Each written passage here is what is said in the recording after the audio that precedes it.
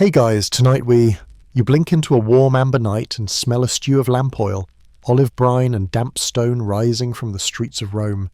You hear sandals on basalt blocks and the clatter of cups from a tavern whose door never quite closes.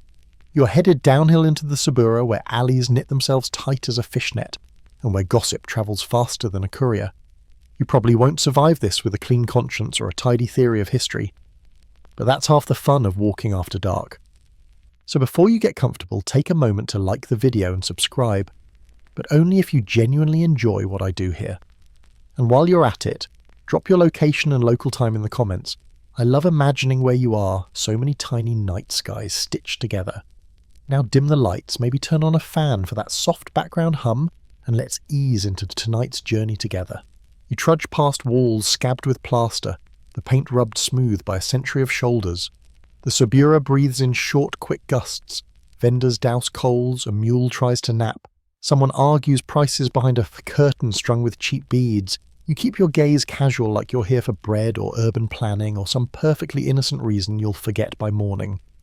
The street slopes toward the Argoletum, that busy thread sewing market to Forum, and your feet follow the seam as if it tugs you along. You notice signs, the kind that aren't really signs. A small terracotta lamp painted with a curious symbol, a lucky fastenum tiny winged phallus, dangling from a lintel and chiming like a shy bell, a smear of cinnabar that catches lamplight just enough to whisper this way. Historians still argue whether those phallic symbols in Pompeii and elsewhere point you to brothels or merely ward off the evil eye, but in this moment you feel them tug your compass all the same. You don't read Latin tonight, so much as read the room. A laugh runs down a stairwell and pulls by your ankles. Someone calls Amice friend, but the word frays at the edges, as if friendliness isn't the whole story. You pass a pepina where spiced wine fogs the air, and the shopkeeper lifts a pot with that particular Roman elegance practical board and ever so slightly theatrical. A drummer taps a rhythm on a tabletop boom-tick-boom that tries to set your pace. You tell your feet to relax. Your sandals have opinions, but you're still in charge. Mainstream fact sneaks in under the doorframe. The Subura sits wedged between the Esquiline and Viminal hills, dense with insulae, stacked apartment blocks where laundresses, barbers and book copyists stare out over the same alley. It's famous for nightlife and notorious for the kind of trade you're about to pretend not to recognise. The Romans have a word for brothel lupanar, and you can almost hear the syllables in the stray dog's howls. She-wolf, customer transaction secrecy, everyone knows and everyone acts like they don't. You pass a doorway marked with a painted figure whose smile feels a shade too professional. The curtain inside moves as if a wind lives there, though the night is still. A beaded string clicks softly and resets itself. Someone's laughter turns to a cough and then to a song. If Aedils the magistrates who oversee a market's walk by the street arranges its face and tavern gaming. Conversation absolutely nothing to see. Then the Aedils move on and the facade relaxes by a finger's width. You brush a wall and feel a thumbprint fossilised in plaster. Quirky tidbit time, a few doorways flirt with tintinnabula, little bronze wind chimes shaped like good luck charms, the kind you might hang for protection, and for advertising, a 2-for-1 deal in a city that loves a bargain. A charm swings when you pass and tinkles like a rumour that hasn't chosen a home yet. You imagine the artisan who cast it measuring desire in ounces of metal and drops of tin. The alley narrows to the width of a confession. Water trickles from an upper-story spout. Somewhere a bucket tips and the street answers with a hiss. You step aside to let a couple slip out, he with his cloak lifted just enough to pretend anonymity, she with her gaze weighing you and finding you no threat. Just one more nighttime tourist of the ancient present. You practice your best Humi face and file it away for later. You'll need it as often as a coin purse. You catch sight of a faint fresco above a threshold Venus, or a generous approximation with a garland that loops like a merchant's promise. The pigment is thin but stubborn, a reminder that paint is both decoration and signal. You'll go deeper later rooms, lamps, masonry beds, all of it. But for now, the doorway itself plays host. A threshold in Rome is a story. You step closer and the story greets you with the smell of warm clay rose oil and a purposeful hush. A scholar's aside pads in quietly, historians still argue whether night traffic in places like the Subura followed predictable routes, graffiti arrows, rhythmic beats from taverns as audio lures, or the clustering effect of entertainment businesses, or whether it was simply the invisible magnetism of supply meeting demand. You decide the map isn't on papyrus, it's in footsteps, laughter, and the soft metallic music of bracelets against a doorframe. Either way, your path finds you. You pause by a street altar, a tiny niche with a soot-darkened figure who accepts an offering from someone in a hurry. The air tastes briefly of honey. You consider the moral maze, then shrug in the Roman way the city runs on contracts spoken and unspoken, and you tonight are only here to listen. Another joke slips in gently. You tell yourself you're conducting fieldwork for a thesis on nocturnal logistics, which is exactly the kind of phrase that convinces people you're harmless. A cat stalks the edge of a butcher's stall tail, flicking like a metronome for the neighbourhood's heartbeat. You shadow the animal because if there's any creature who knows where warmth and attention pool, it's a Roman cat. It turns left by a graffiti scroll names, boasts a crude drawing you'll politely describe as enthusiastic anatomy, and darts under a curtain. Very helpful tour guide. 10 out of 10 would follow again. Your hand rests on a doorpost worn smooth by choices. Somewhere nearby, a professional negotiates terms, a price rattled off with the confidence of a seller who has learned to audit his own heartbeat. You're not here to count yet. That comes later with tokens and chalk marks. For now, you let the Subura do what it does best, lure you onward, without forcing you to admit you're lured. The city is a stage, yes, but it's also a whispering gallery, and every whisper tonight sounds like an invitation. You tuck away a final fact for the pocket of your mind Romans like to pretend. Prostitution happened in other neighbourhoods, other lives, other footnotes, but laws, inscriptions and architecture say otherwise. Desire doesn't respect tidy zoning. That's the secret that isn't really secret, the one that breathes through the bead curtains and jingles in the luck charms. You stand at the lip of a doorway. The night opens like a curtain. You step and the story keeps pace with you. You start drawing the city in your head like a sleepy treasure map, a ribbon of streets stitched tight between hills, a river that glints like a knife, and a handful of arches that work like trapdoors. You keep your pace even, listening for the city's soft metronome ladles, tapping pots, dice, clicking on wood, that jingling fastenum charm you met earlier, doing its PR work in a doorway. The Subura is behind your left shoulder, but its breath is still on your neck. You angle toward the argletum, that busy seam that ties neighbourhood to forum, and you let it pull you like a strong thread through coarse cloth. Your steps drum onto the forum's edge, that bright stone stage where senators posture by day and rumours linger by night. You don't linger. You pivot to the Vicus Tuscus, the street that carries you toward the Velabrum like a conveyor belt designed by a god with a sense of humour. Mainstream fact slides in with the calm of a guide who's not paid enough. The Vicus Tuscus really does connect the Forum to the Forum Boarium and the Circus Maximus, and it had porticos where vendors sold perfume textiles and the kind of discreet services that thrive where shadow meets commerce. Historians still argue whether the Vicus Tuscus's reputation as a haunt for prostitutes comes from actual clustering or later snobbery that enjoyed smearing a street named for the Etruscan quarter. You don't solve that tonight. You just feel how the porticos make privacy portable. A breeze crawls up from the Velabrum damp with the old memory of marsh and the day's fresh herds. The Cloaca Maxima roams grand drain muscles beneath your sandals, and you imagine it humming like a bass line to the city's nocturne.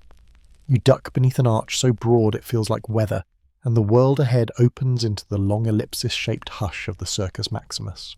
You're not here to watch chariots. You're here for the arches that hold up its flanks, long arcades where sellers, gamblers and negotiators camp like barnacles on a grand ship. Quirky tidbit for your pocket, some Romans joked that the circus had more deals per lap than the race itself, betting slips, love notes and IOUs, all drafted under the same vaults that echoed with horse breath by day. You stand under one vault and listen. Laughter takes on an indoor timbre, quieter but more saturated, like wine cut with shadow. Someone hawks nuts.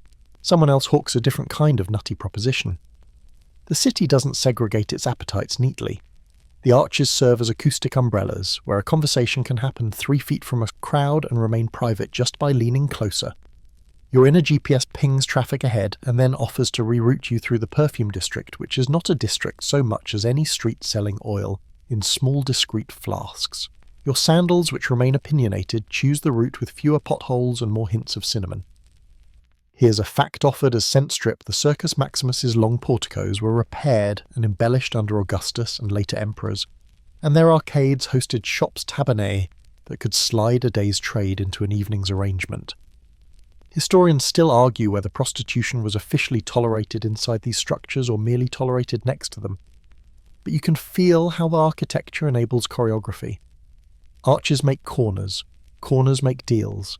The city is a stage, remember, but it's also a maze, and mazes are very kind to secrets.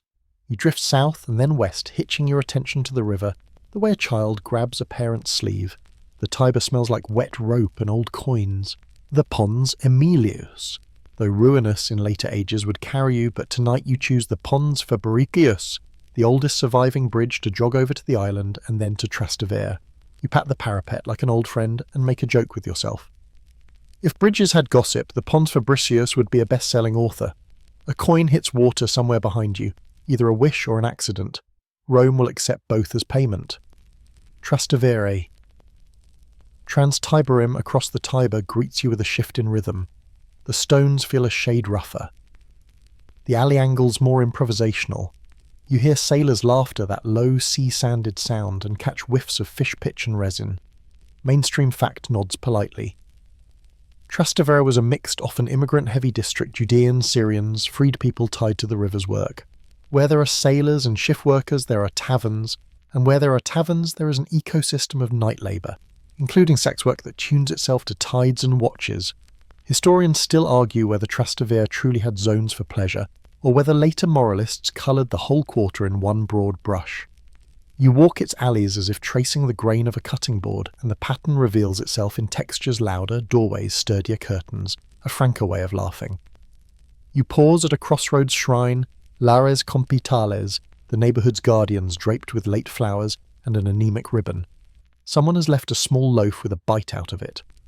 Quirky tidbit on festival days, these corner shrines became tiny civic hearts. If you want to map which streets feel safe, check who keeps their shrine in good repair. A tidy paint job often means fewer side-eye negotiations and more neighbours who will appear if you yelp. The city's risk map is hand-painted, not state-issued. You chase a memory of your earlier feline guide and spot another cat, this one patrolling a wine shop as if on salary.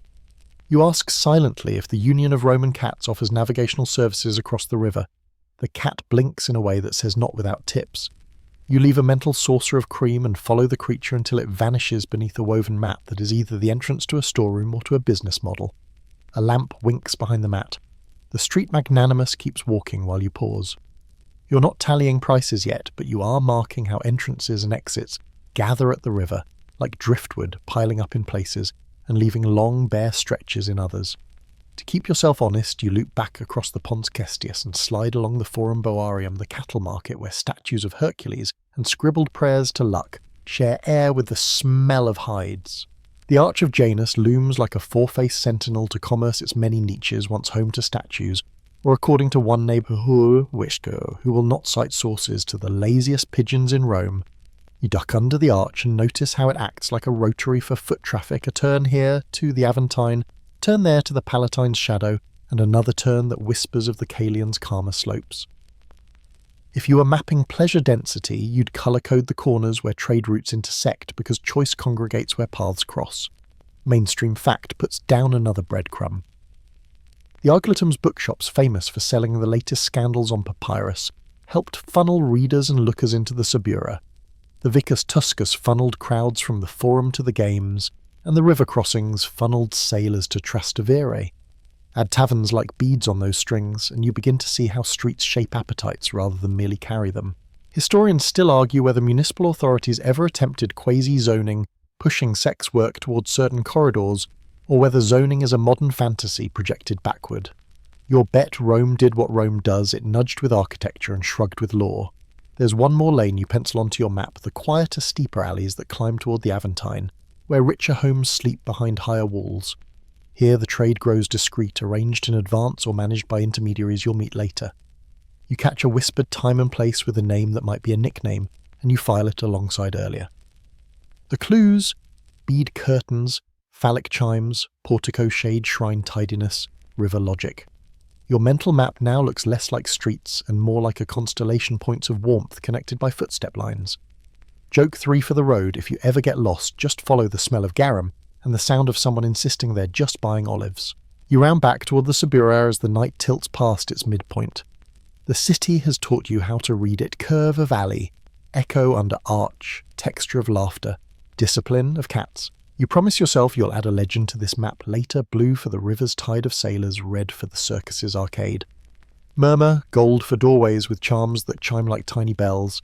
And you decide that if you ever publish it, you'll title it for research purposes only because that always convinces people you're harmless. Your last glance tonight crosses the forum's paving pale,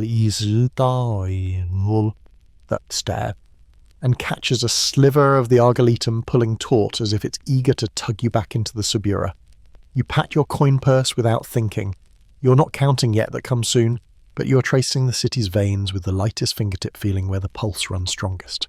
You carry the map inside you now, a quiet, confident thing ready for the next door, the next lamp, the next soft voice asking if you're looking for company or just for a story.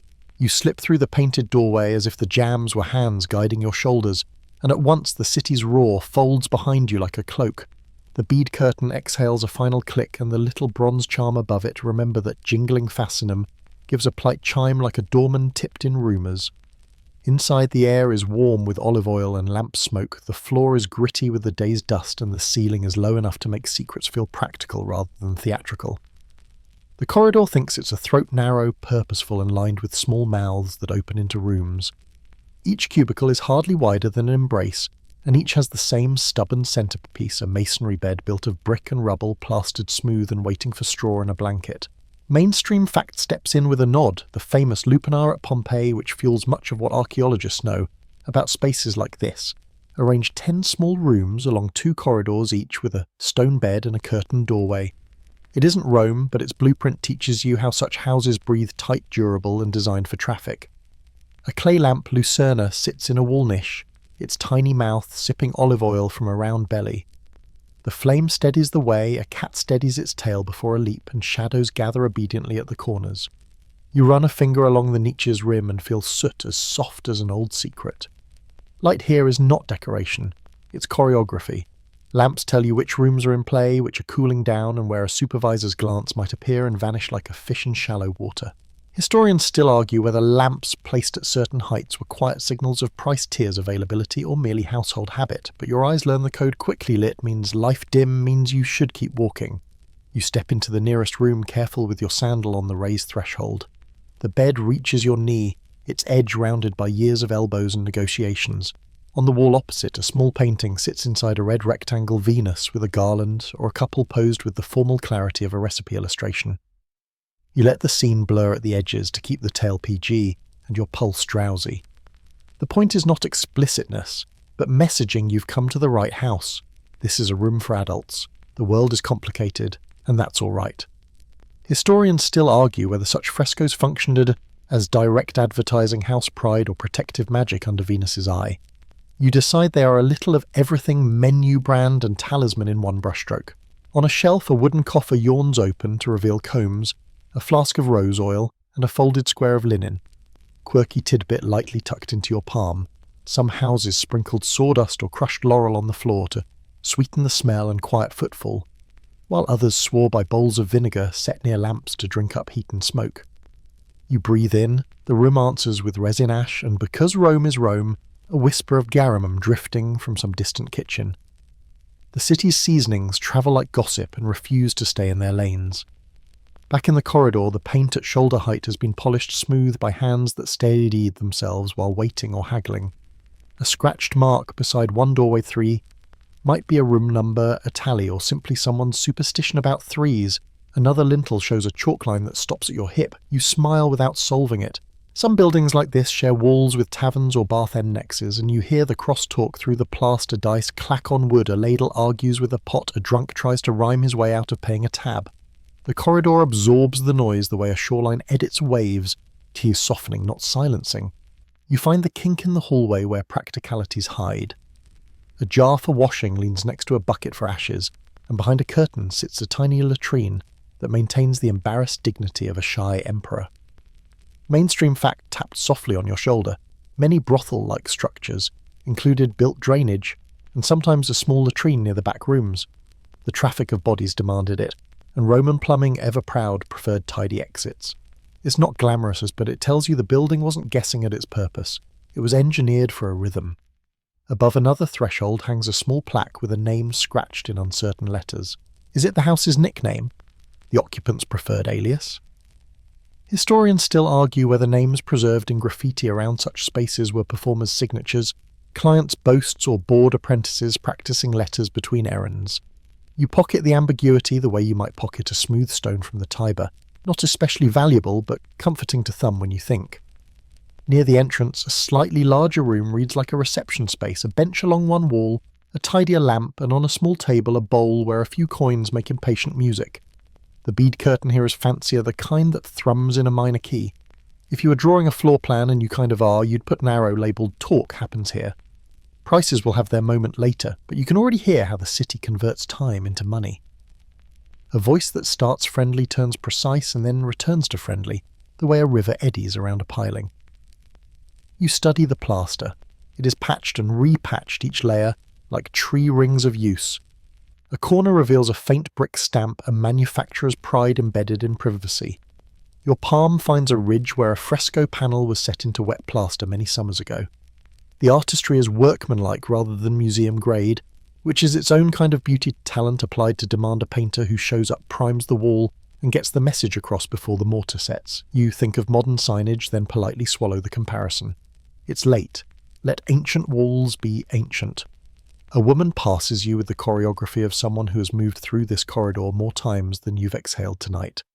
Her bracelets decide the tempo, a faint metallic hush, and her nod includes you without needing to approve of you. This is after all a workplace more than a mystery. If the supervising Leno, or Lena the pimp, or a madam appears, they do so the way clouds appear, suddenly plausibly full of weather. You are merely air moving through their rooms. Air doesn't argue about the forecast. At the street-side threshold, a small clay mask peers down, comic rather than tragic. Quirky tidbit number 2 for your museum of small things. Some houses borrowed theatre's toolkit masks and painted borders to blur the line between performance and transaction. If you squint, the corridor's sequence becomes a play's prologue at the door scene in the room, exit at the curtain, epilogue at the bench. You half expect a chorus to step out and remind you to be generous and to mind your sandals. Instead, a cat materializes from somewhere improbable, scans you like an inspector, and decides the building meets code. You linger, letting the rhythm of the place slow your breath. The city outside runs on spectacle. Inside, the pace is more clockwork. Lamps up, lamps down, curtains parted, curtains at rest. Voices soft, then softer. The masonry bed does not lie. This is a building designed to be durable where most of life is temporary. You brush the edge with your fingertips and feel the paradox stone engineered for moments measured in heartbeats. Historians still argue whether houses like this were individually licensed, taxed under market oversight, or bundled under broad categories of tavern trade. The paperwork exists in hints and fragments like receipts left out in the rain. Before you go, your eye finds a little cupboard where practical magic lives, oil flasks, cloths, a pinch of incense, and a pouch of herbs. Quirky tidbit number 3 with the appropriate eyebrow raise. Ancient household lore swore by Laurel Mint and other charms to ward off misfortune and invite good business. Whether any of them worked is a bedtime mystery best left to the gods and the marketing department of Venus. Joke 1 for the road, you consider asking for the househouse special fragrance, then remember your coin purse and settle for eau d'olive lamp. When you step back toward the street, the bead curtain lifts its tiny music again and the fastenum over the lintel winks you into the night. You rejoin the map you made earlier. Arches, shrines, bridges, and add a fresh legend, a rectangle for a room, a small flame for a lamp, a brick for a bed, and a brushstroke of red for a fresco that does its work without words. Joke 2 arrives as you squint at your mental diagram. You decide you've basically toured the ancient equivalent of an IKEA showroom, except here the furniture is made of stone and the arrows point out not in. You aren't shocked or scandalized. You are simply wiser about how space choreographs desire without needing to shout. The Subura breathes as you step outside, cool air touching your forehead, and the city's soft metronome picks up ladle, dice, charm, cat. Joke 3 pads along behind you. If Rome had a building code for discretion, it would be 1 sentence long. Keep the curtain oiled. You tuck your hands into your sleeves like a responsible scholar of nocturnal logistics and let the street carry you onward to meet the people who work these rooms and the masks they wear to be seen and not seen. You lean against the bead curtain as if it were a friendly shoulder, and let the house introduce its people one by one, not exhibits, not stereotypes, just night workers with clocked-in hearts. Names come first because names are armor. Margarita says the woman who caught your eye in the corridor, pearl by dictionary, sharp wit by practice. A second voice, Greek and musical, gives you Kiona Snow by etymology warm in every other way. A third is a man with ink on his fingers from copying verses in Daylight Calamus, he says, smiling at the pen name that writes him into the night. The names are stage lights, soft and chosen, and they tell you what the city often forgets: people define themselves even under other people's labels. Mainstream Fact pulls up a stool with a tidy ledger. Romans recognised categories meretresses who registered with the aedile slaves hired out by a Leno or Lena freedwomen and freedmen who set their own terms and performers whose acts slid into paid companionship. Many carried the legal stain called infamia, a status that trimmed courtroom credibility and frayed social respectability. You feel that word hovering over the bench by the entrance, where the house keeps a staff for trouble and a little bowl of perfume for better moods. Infamy is the city's paperwork for its own hypocrisy, and the bench is how the house answers back, organised, watchful, unwilling to be surprised twice by the same problem. Margarita adjusts a lamp and claims her corner of air with easy competence. Paperwork, she says, meaning registration is how the obvious becomes official. She prefers to choose the name she trades under rather than let a magistrate or a rumour do it for her. She shows you the faint scar near her wrist from manumission freedom pressed into skin like a thumbprint in wax, then glances toward the corridor where a younger woman still in slave answers the Leno's call with a practiced neutrality that reads like a mask. You learn the house's ethic quickly masks are tools, not lies. They keep the private self intact the way shutters keep rooms cool in August. Historians still argue whether the old claim that prostitutes had to wear the toga, the civic male garment, was a literal dress rule, or a rhetorical slap from moralists who wanted to mark certain women as not matrons. Tonight you watch clothing speak without needing law to translate. Kiona's tunic uses cheerful woven borders to signal good humour and good company. Margarita's hair is dressed just enough to suggest aspirational clientele. Calamus chooses plain linen and lets his voice do the advertising. Joke one glides by with a wink. If this house had a dress code, it would read clean, comfortable, and able to survive lamp oil, signed by the HR department of Venus. Quirky tidbit curls on the windowsill like the resident cat, a blonde wig rests beside a mirror powdered the colour of saffron. Foreign hair is a fad, northern textures coached into Roman taste. Whether the wig murmurs stylish or shouts for hire depends on the neighbourhood and on how confidently the wearer walks. A bone comb lies next to a thumb-sized pot of rouge that smells faintly of roses and ambition. You're not here to please taste, you're here to notice how taste pays the rent, and to notice how a mirror polished smooth as river glass is really a co-conspirator. It helps a face settle into the evening's role with the economy of a veteran actor. Calamus, who sells an hour of talk wrapped around careful touch, lets you stand near the doorway while he negotiates. His script has been sanded smooth by repetition, a light joke to soften the room, a clear statement of price, a boundary set with unembarrassed precision. Time is the commodity, he says, attention the garnish. You slip the line into your pocket notebook of phrases. He probably keeps the same notebook behind his smile. One house rule is neither coy nor cruel. The word no is not expensive here. Joke 2 floats up with the smoke. If Rome had LinkedIn, it would run entirely on lamp smudge endorsements and perfumed references. Calamus gave great conversation. 5 amphorae would hire again. You ask about safety because the question sits like a pebble in your sandal. The Lena, a canny woman with an abacus mind, keeps a bench near the entrance and a staff within reach, both good for different kinds of balance. A slim sightline cut in the wall lets her survey half the rooms with a single glance. There's a standing arrangement with the pulpiner next door. One shouted word equals one. Very large barman arriving so fast he smudges the plaster. We're neighbours before we're anything else, she says, which is both a community motto and a security policy. You remember the bead curtain's tiny music and the lamp code you learned in the last section. Light up, light down, who is in, who is resting. The building is a choreography and safety is written into its steps. Kiona describes the rhythm of regulars with the calm of a fisher, describing tides, some predictable, some stormy, all temporary. The mask she shows you is just a way of smiling that keeps her private self intact. Not deceit, she says, conservation. She keeps a purse for tiny gifts that are not payment dates, fig cakes, a sprig of laurel, the offerings people give when they're trying to be kinder than the situation requires. Sometimes, she adds, that's the piece that matters. Mainstream Fact widens the frame men appear in the sources, not only as clients but as workers, dancers, masseurs, companions, though the labels vary and the slang can sting. Historians still argue whether male workers clustered in particular venues, baths, theatres, private parties, or whether those are simply the places where evidence bothers to survive.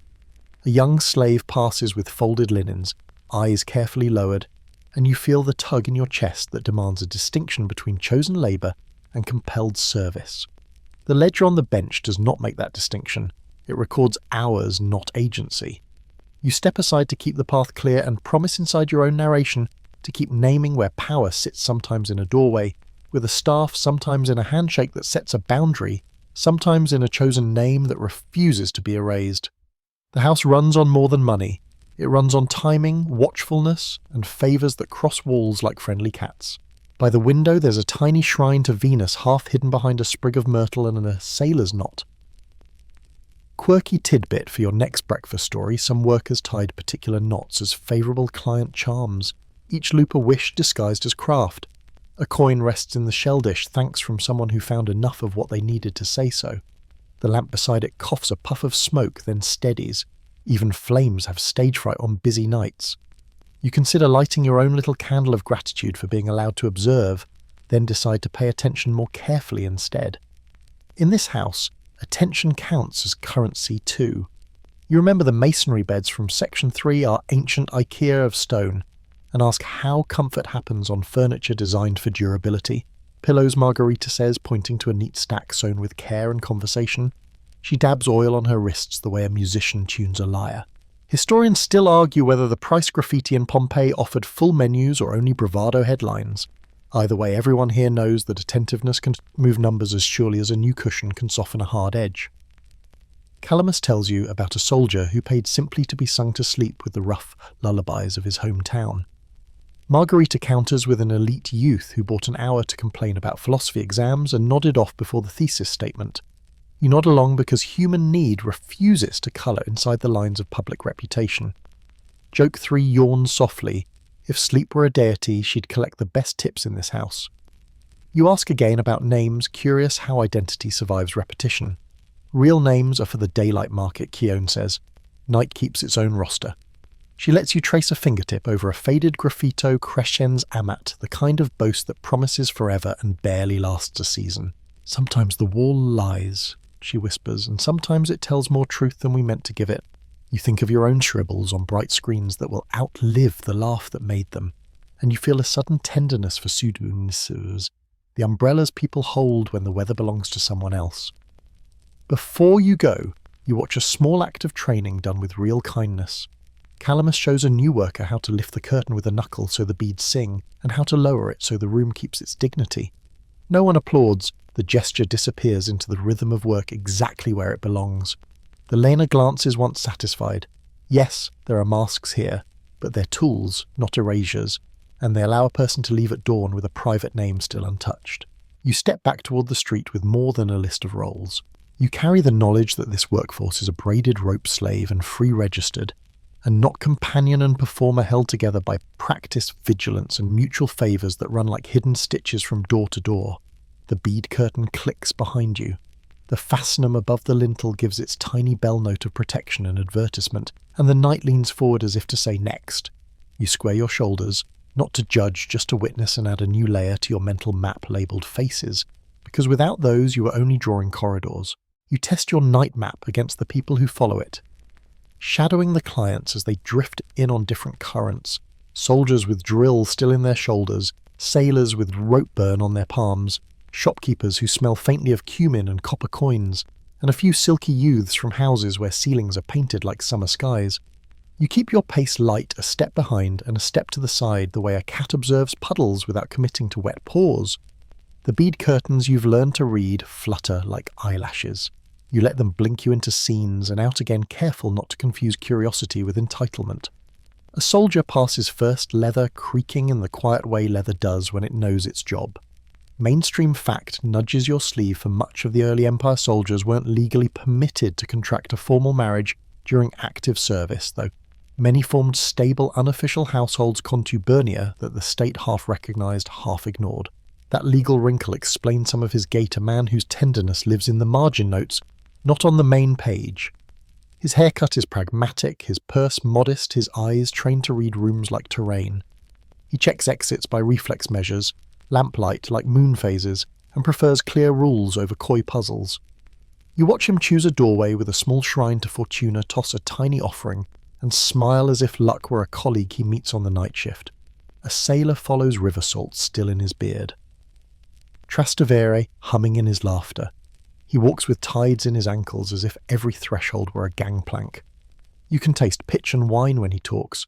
He barters stories the way merchants barter spices, loud, cheerful, aiming for win-win, and okay with winish. His class code is simple: respect the house's rhythm, settle the tab, don't set fire to anything that isn't a lamp.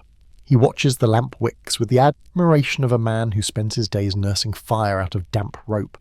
Quirky tidbit floats up like driftwood. Some fleet men wore tiny anchor charms on cord or bronze, the kind that double as amulets and conversation starters. Whether they attract more company or just more cat attention is an experiment the cats are eager to supervise. Then comes the shopkeeper, hands stained with honest dye fingers, doing little mental abacy as he walks. He trades in margins. He is here with the day's leftover arithmetic. He smooths his tunic as if it were a ledger, and takes a small practical breath that says he wants something predictable, tidy, and finished in time to unlock his shutters at dawn. He chats with the leaner as if negotiating supply, gentle humour, exact terms, no surprises, and you can almost see the city's commerce turn its head and nod. Yes, this too is a transaction, but it runs on attention, not just coin.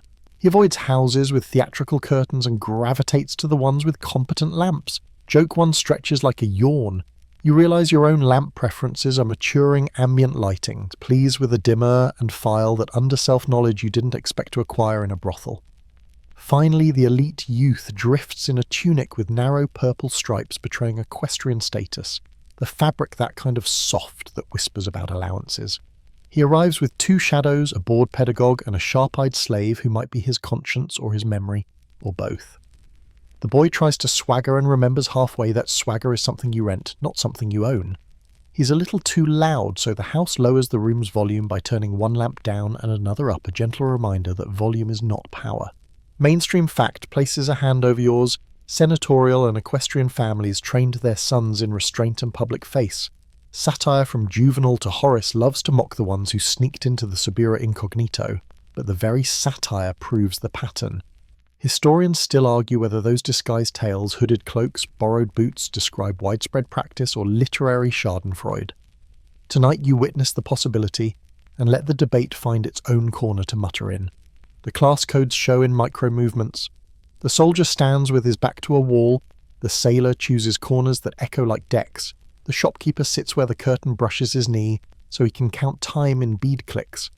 The youth copies the posture of heroes from his father's frescoed dining room and then ditches it for something less exhausting. Clothing does its whispered work too. Togas have vanished for the night, impractical for this choreography, replaced by cloaks with hoods the cucullus that lets ordinary men disappear into weather. Quirky tidbit adjusts its hood, the cucullus shows up in jokes as the uniform of mischief and discretion alike, a thing you can pull up when you prefer to be a rumour rather than a fact. Bravado carries different weights depending on who wears it. The soldier offers crisp, almost courteous bravado that starts at the door and ends at the first price sentence he's learned that structure keeps trouble small. The sailor's bravado is friendly noise, the kind of whistle you use in a storm to convince yourself wins are colleagues. The shopkeeper's bravado is the opposite of a boast, its competence clean fingernails on a clean table, the gentle announcement I know what I want, thank you. The elite youth's bravado is an old borrowed coat that smells of dinner parties. He shrugs it off once the curtain falls and the lamp hum takes over. Joke 2 leans in somewhere in the city. There's a teacher who assigns a declamation on why I was definitely studying rhetoric last night, and you suspect our youth will produce a masterpiece of creative non-fiction. Secrecy is its own currency here, and class prints its own watermarks. The soldier wants secrecy that looks like safety, no names shouted, no brawls. The sailor wants secrecy that feels like camaraderie, shared jokes that drift no farther than the river's edge. The shopkeeper wants secrecy that behaves like neat bookkeeping, no unexpected entries in the margins. The youth wants secrecy that tastes like immortality, that is, he wants to wake up and discover the night never happened, and yet somehow he learned something from it. Everyone understands the house's rule, the one you've already heard in other voices. Names are for daylight markets. Night keeps its own roster. You watch how each client handles the unspoken rules of status, those little social tripwires that don't appear on any stone tablet. A soldier does not bargain like a fishmonger. That would be a loss of face. A sailor doesn't ask for a senator's luxuries. Oh, Bobby asks for warmth that doesn't judge the calluses in his laugh. A shopkeeper avoids hypocrisy with the precision of a plumb line. He will not sermonize in the morning about afternoon marketing if he spent the night marketing something softer than flour. The elite youth avoids the one thing his father fears most witnesses. That's what the cucullus is for, and the careful timing and the walk home by streets that produce fewer poets. Mainstream fact slips in again with calm certainty. Prostitution, while legally tolerated, conferred infamia on those who practiced it openly. Clients, however, did not acquire infamia for purchasing services a double standard Rome both denied and exploited. That asymmetry explains 1,000 gestures, the curtained doorway, the debt renamed a gift, the careful choreography of who leaves first.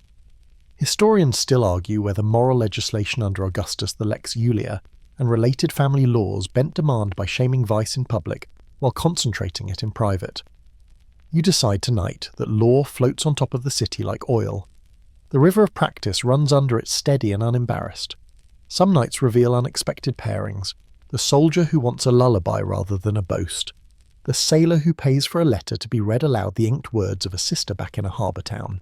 The shopkeeper who asks for silence, just silence an hour where no one wants change for a sestertius. The youth who discovers he enjoys being told what the rules are and obeys them with relief. Joke 3 strolls by hands in pockets. You realise the city's greatest luxury is not marble or purple dye. It's being allowed to be less dramatic than your reputation. As you leave the doorway to let the bead curtain breathe, a hooded figure slips past the cucullus, doing admirable work, and in the lamplight you notice the gleam of a very fine ring, turned palm-side gem, hidden the insignia of office pretending to be a normal finger. Quirky tidbit taps the glass. Some clients flip their signet inward so the stone doesn't watch them, as if public duty had eyes. Whether that's superstition, satire, or genuine modesty is one of those small human mysteries that keep the city interesting. You step back into the alley, and the charm over the lintel tinkles as if to mark the end of a quiet census. You carry with you the way class codes soften at the edges. After dark, not erased, just smudged postures, adjusted voices, lowered rules obeyed in spirit if not in letter. Your map grows another legend, a little hood for secrecy, a turned ring for discretion, a neat pile of folded cloth for competence. The city exhales. You follow a scholar of lamplit anthropology and promise yourself you'll remember how different feet sound on the same stones. You decide to stop pretending you're only here for urban anthropology and admit that you're also here for math.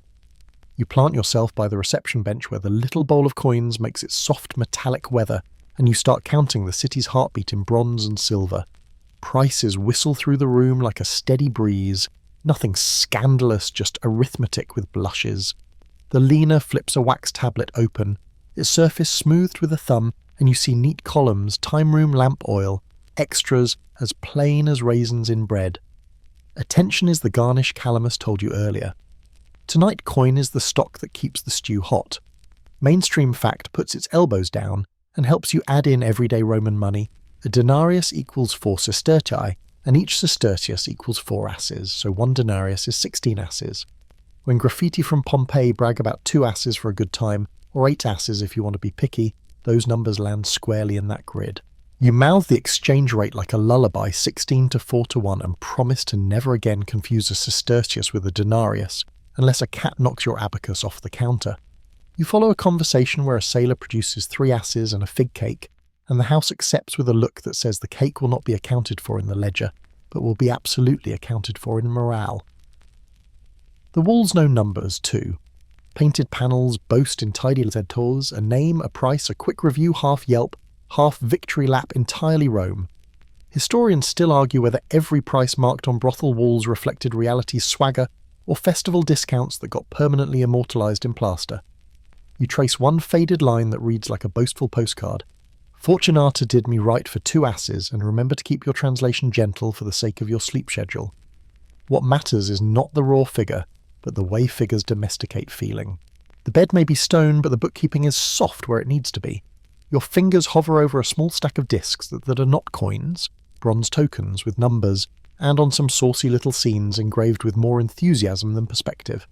You turn one over and it shows a numeral 7 on one side, and on the other an anatomically confident tableau that your polite narration will describe as energetic. Quirky tidbit dusted in the fringe collectors call these spintriae, and one rumour says they were brothel tokens sold in fixed denominations, so you wouldn't carry coins stamped with the emperor's sacred face into houses of Venus. Historians still argue whether that story is pious myth later, invention, or a practical workaround. Other scholars file the tokens under gaming counters or bathhouse checks. You do the sensible thing and make a tiny private prayer to the goddess of unresolved footnotes. Tabs become the next choreography. The papina next door chalks a tally stroke for wine every time a customer waves his cup, then wipes the board clean at closing with a damp rag and a swear of satisfaction. Here the Lena prefers wax tablets that can be smoothed and rewritten, no stone-carved embarrassments in the morning light. Customers who run a tab do so on the strength of a relationship, strangers paying coin, regulars in trust plus coin. You watch as a shopkeeper mutters meet numbers that sound like groceries and night hours mixed together, and the bench clerk nods as if both were equally edible. Joke one pads in, you promise yourself you'll never again underestimate the power of a good eraser, whether it's wax smoothed with a thumb or the cat who, accidentally knocks your least favourite IOU into the lamp's shadow. You listen for the part where extras appear expecting fanfare and getting accounting instead. Lamp oil has a price. So does the little pinch of incense burned at the household shrine to nudge the air toward agreeable. The good pillow, meticulously stuffed and stitched, costs a smidge more because craftsmanship does not pay itself. A song is negotiable, a lullaby double if you want a second verse. Time stretches and contracts like warmed wax, and the house measures it gently. Not an hourglass, not quite though, quirky rumour says some places kept a water clock, a shy little clepsydra in a corner to keep appointments from turning into sleepovers. Historians still argue whether that's truth satire, or the kind of detail a moralist invented to prove that vice is organised. Coins pass like small moons across palms, and as clinks with a woody tone, a sestertius taps brighter. A denarius lands with a soft, smug authority. You feel the difference in your knuckles. A regular short on bronze but long on goodwill offers a small token carved from bone, a favour to be redeemed from his leather shop, and the leaner considers, then nods only if it's the nice die. Credit in Rome isn't an invention. It's a handshake wearing a cloak. Your inner economist hums satisfied while your inner lullaby scribe notes how often the line item called talk gets bundled in for free and then somehow earns the best tips. A question you're almost afraid to voice finally sneaks out. How often do prices slide because of reputation? Always says Margarita eyes kind and practical. A soldier who tipped generously last month finds his lamp brighter tonight. A sailor who helped fix the hinge on the bead curtain gets the quiet room when he needs it. A youth who pretended he didn't understand numbers learns gently that the house understands numbers very well. Mainstream fact leans over to whisper that ancient sources accuse the Emperor Caligula of imposing a tax on prostitutes' earnings vectigal ex capturis, though the scope and enforcement are fuzzy. You tuck that note away for later because law is tomorrow's section, and tonight the only tax is the one the cat levies by sitting on the coin bowl until someone scratches its chin. You try your best. I'm a scholar of numismatics face and ask about the tokens again. Calamus smiles. If you want certainty, go to the mint. If you want stories, ask a night desk.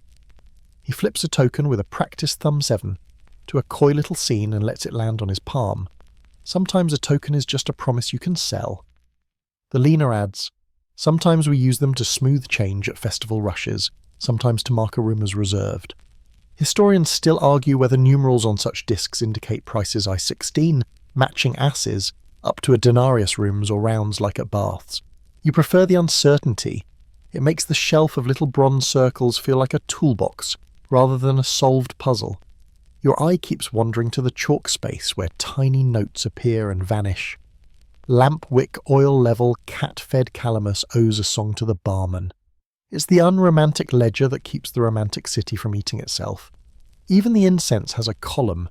You imagine Diocletian centuries later pinning up his edict on maximum prices wages for carpenters, weavers, porters, trying to turn the whole empire into a neat receipt. He does not list what happens behind bead curtains. You can't regulate what you can't define without blushing.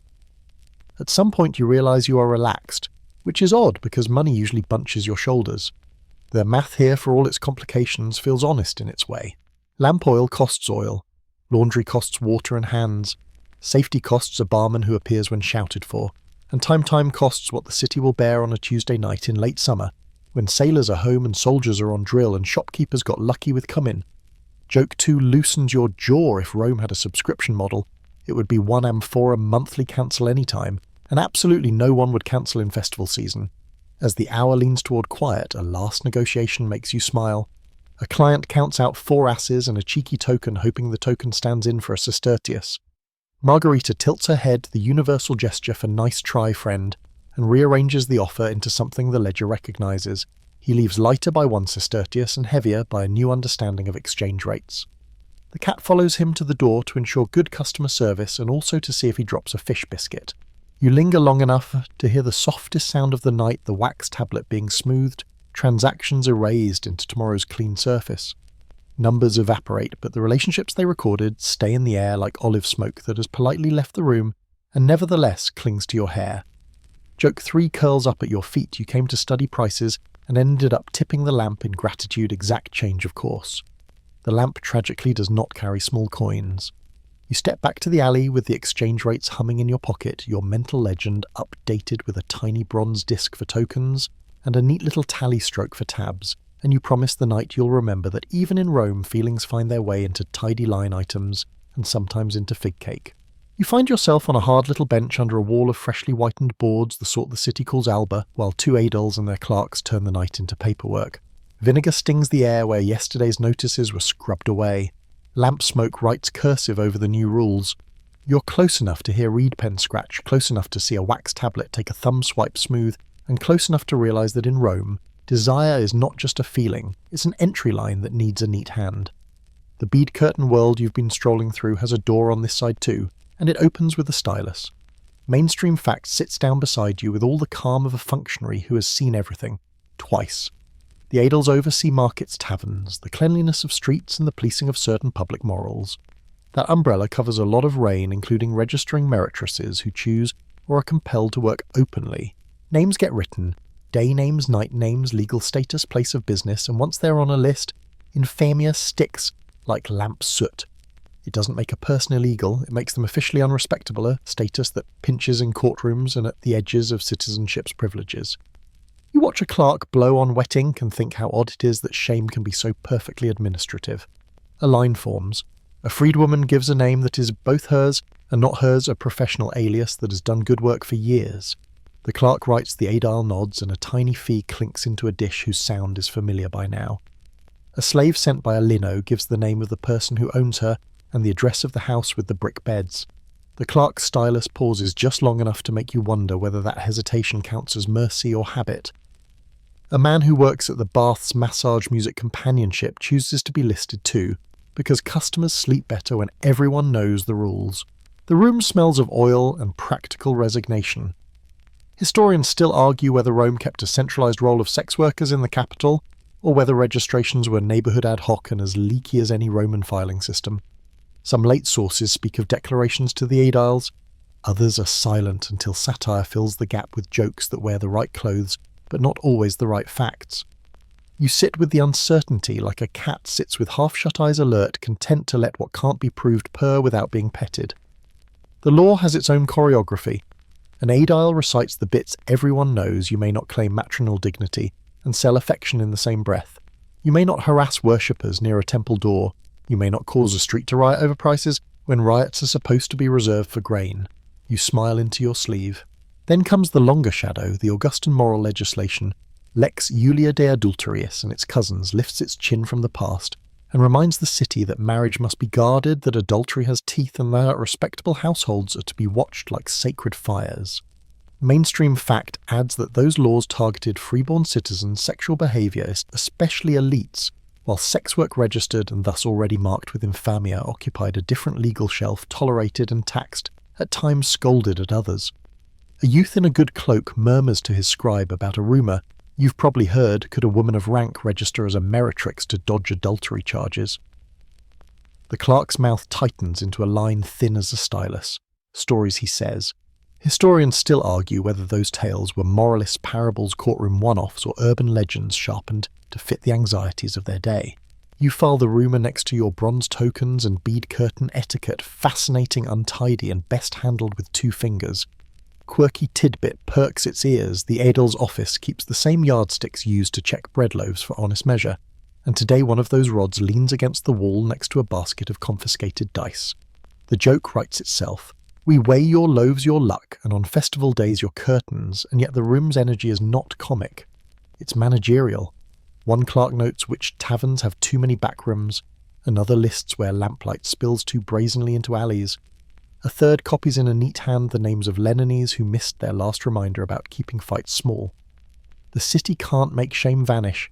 It can make a paper fence and walk along it with a stick. Penalties are a ladder, not a pit. For nuisance and noise fines, sometimes swift, sometimes payable as voluntary donations to a neighbourhood shrine. And yes, you put voluntary in quotes with your eyebrows. For fraud short measure, bait and switch the old token. For coin trick in reverse, payback pay extra, mind your reputation. For violence, the barman from next door appears as a witness, the staff gets inspected, and bruises turn into magistrates' voices. For crossing the moral red lines, pulling a married citizen's dignity into paid trouble, setting up too near a temple, parading trade where the city pretends it doesn't exist. The Aediles escalate public shaming closures or a referral upward to sterner courts. You watch the ladder and decide the city prefers rungs to traps. It wants people to climb back up after fines turn the temperature down. Taxes drift through the room like a rumour looking for a ledger. Someone mentions the Vectorgal, attributed to Caligula, a levy on the takings of sex workers. Someone else mentions how such taxes waxed and waned, with imperial appetite for revenue and theatre. Mainstream fact keeps its balance. Ancient sources report the same. The details are patchy. What's less patchy is the habit of authorities to like predictable money fees on registration fines for unruly doors payments folded into market rents. The Aedile's pen does not smirk, but you suspect it wants to. You ask what the law gives in return, because even a sleepy anthropologist wants to see whether paperwork ever leads to protection. The Aedile answers without drama. A registered house can call for help and expect it within reason. A theft inside its doorway is still a theft. A beating is still a beating. And a contract for services rendered when written with sane terms can be enforceable. Infamia narrows a person's voice in court, but it does not erase it. The city's bargain is shabby, not monstrous. Submit to the label and receive at least the minimum of notice. Joke 1 pads in on soft pause. Rome, it turns out, also runs on please hold. Your call is important to us. Clothing gets its moment because rumour likes costumes. You've already heard the old saw that prostitutes must wear togas. The Aedile gives a tired shrug that says rhetoric more than regulation.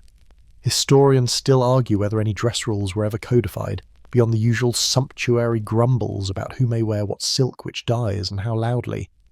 What you see in practice is simpler workers dress for their clientele and for comfort. Matrons dress for visibility, and everyone dresses for weather. The only constant garment is the legal cloak called status. Out in the hallway you glimpse a tablet where complaints arrive like moths. A neighbour asks that a door be kept closed after midnight. A priest requests that the alley by his temple be spared the louder kinds of commerce on festival mornings. A baker begs the Aediles to keep dice out of his doorway, because luck once it sits never leaves. The clerk sort the moths into jars labelled speak to them, find them, and this is Jupiter's problem. Quirky tidbit number 2. One clerk keeps a little box of lead curse tablets people try to slip into the official chest. He saves them the way gardeners save weird stones, half as evidence, half as charm against becoming the sort of person who throws lead at neighbours. You watch Aediles make their rounds after the ink dries short capes, short tempers, surprisingly good patience. They test scales, sniff wine, and give bead curtains a critical glance as if measuring decibels by sight. They aren't trying to erase the night, they're trying to keep it small enough to fit between breakfast and the noon sun. Joke 2 yawns open. You imagine an edict written in the voice of a tired parent, inside voices please, and then remember that Rome already invented that voice and called it law. Before you step back into the alley, one clerk offers a practical benediction. If you must be seen with a purpose. That sentence is both civic advice and survival kit. Your map gets a new legend symbol, a stylus for registration and a small grey cloud for shame, and you realise how much of the city's order rests on pretending convincingly. Some may sell affection, others must pretend otherwise. The Aediles stand between the two with pens, fines, and a schedule. The night takes you back like a room you left warm. The bead curtains breathe the cat-set patrol routes, and somewhere a lamp wick is trimmed with the care of someone who plans to pass inspection. Historians will keep arguing the finest print central roles dress codes, taxes that came and went, but you leave with the grain of the thing. Rome manages what it cannot sanctify. Joke 3 winks over its shoulder bureaucrats, it seems, are the city's true night watch. Not glamorous, but very good with lamps. You go hunting for the quietest sound in Rome, the little sigh water makes when it meets warm skin, and you find it in a back corner where the house has tucked its washing jars. Steam lifts from a basin like a soft ghost. Someone has set a sprig of laurel on the edge as if to bless the rinse. You dip 2 fingers in and feel the temperature the way a cat tests a sunbeam. Olive oil floats in tiny lenses on the surface, catching lamplight and turning it into a constellation. You smell rose myrtle and that sharp little nip of vinegar you've been bumping into since the bead curtains remember. Those bowls set near lamps to drink the heat. Tonight they're also time chemists, turning room into room we can breathe in. Mainstream fact slides in with a clean towel. Rome is obsessed with bathing. Public thermae and smaller balnea dot the city like punctuation. Caracalla and Trajan will go big later, but even now the rhythm is familiar. Oil on dirt and sweat scraped with strigils. A stop at warm pools and chatter that functions as civic glue. You don't march off to the great baths tonight. You watch how houses like this borrow the logic oil for skin water, for rinsing cloths for dignity, and how workers schedule their own private mini-thermae between customers the way bakers schedule leavening, steadily, precisely no wasted motion. A little copper kettle sings on a brazier. A folded stack of linens waits like patient clouds. You ask softly what passes for prevention. A hand reaches for a small jar and the lid comes off with a click you can feel in your teeth. Inside wool braided and clean to be used as a pessary when a person wants caution to have a shape. The wool drinks a drop of oil steeped with pomegranate rind or myrtle. Sometimes vinegar is the chosen tang. You keep the descriptions PG and your metaphors sleepy, but you let the point land people here are not passive.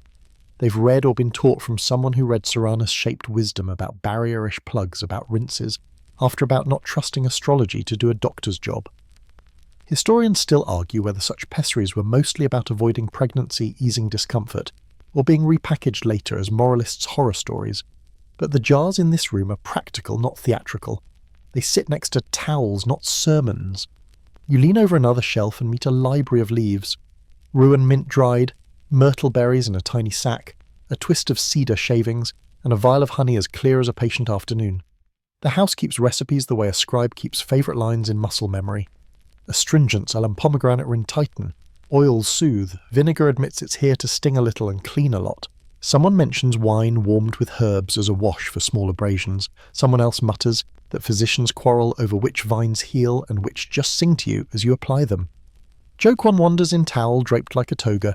You resolve to open a boutique called Infamia & Coben all-natural lotions, ethically sourced laurel, absolutely no promises we can't keep. Risk arrives without knocking, it never does. A worker cools her wrists in the basin and tells you in that straightforward tone night people use that the house watches for the usual villains, itchy things, angry redness and fevers that don't explain themselves, and that when something looks wrong the lamp code you learned 2 nights ago, lamps up, lamps down becomes a medical signal room, resting worker resting, everyone minding the boundary between courage and foolishness. Mainstream fact clears its throat and keeps it measured. Roman medicine frames illness in humours and airs. It lacks germ theory but loves observation. Texts under the names of Celsus or Galen list poultices, baths rest and a frightening number of syrups.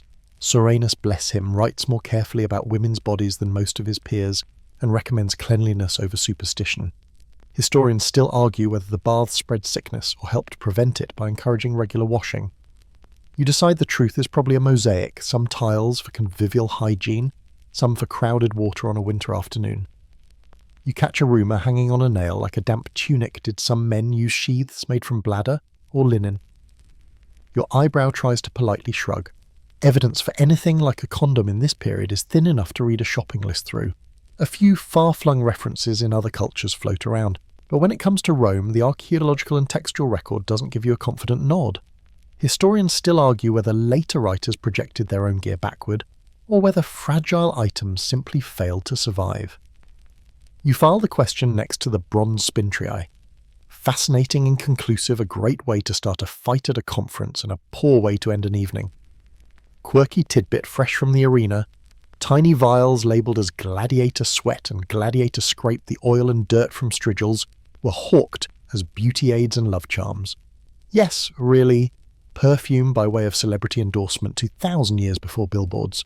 Whether anyone here actually believes in that potion or just enjoys the joke, the vial on the shelf is empty and the label is smudged with laughter. Another charm hangs by the doorway, a small lunula pendant crescent moon brass, the kind some women wear as an amulet against the evil eye and miscellaneous bad outcomes. The Fascinum wind chime you've been collecting with your ears tinkles agreement, working double duty as deodorant for luck. You ask about laundry and the room chuckles like a veteran. Linens go to a fuller, yes and yes, you have heard correctly. They use a lot of how to put this gently ammonia-rich solution sourced from the city's well-organised chamber pots.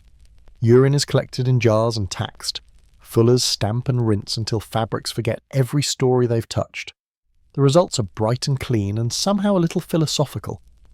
Joke 2 swishes in like a laundered sheet. You decide Rome invented both dry cleaning and the unnecessary warning label, do not drink the laundry. A worker with a voice like warm bread shows you a little burn on her knuckle, where a lampwick misbehaved. She dabs it with honey and murmurs about myrrh. Another mentions a friend who swears by crushed rose leaves for tender skin. Another says rose is for romance, not triage, and reaches for vinegar again. The Lena keeps a deal with the bath attendant 2 doors down. After heavy nights, they trade hot water for spare loaves, and everyone leaves the bargain smelling faintly of steam and gratitude. You hear a quieter policy under the jokes. No one is asked to work sick, not because the law insists, but because the house insists tomorrow's coin is worth nothing if tonight ruins a body. It is basic and it is radical at the same time, which makes it Roman to the bone. You wander to the latrine nook, that shy emperor, behind the curtain. The tessorium, the shared sponge on a stick, is not in evidence here. This house prefers clean cloth and water, then a rinse with vinegar for the seat and hands. The worker who says this also gives you a look that translates to do not romanticize communal sponges. Noted. Historians still argue whether health risks from latrine culture outweighed the benefits of ready water flow. The archaeology preserves channel stones and curses scratched into walls, not microbes, so the debate is a lot of gesture and inference.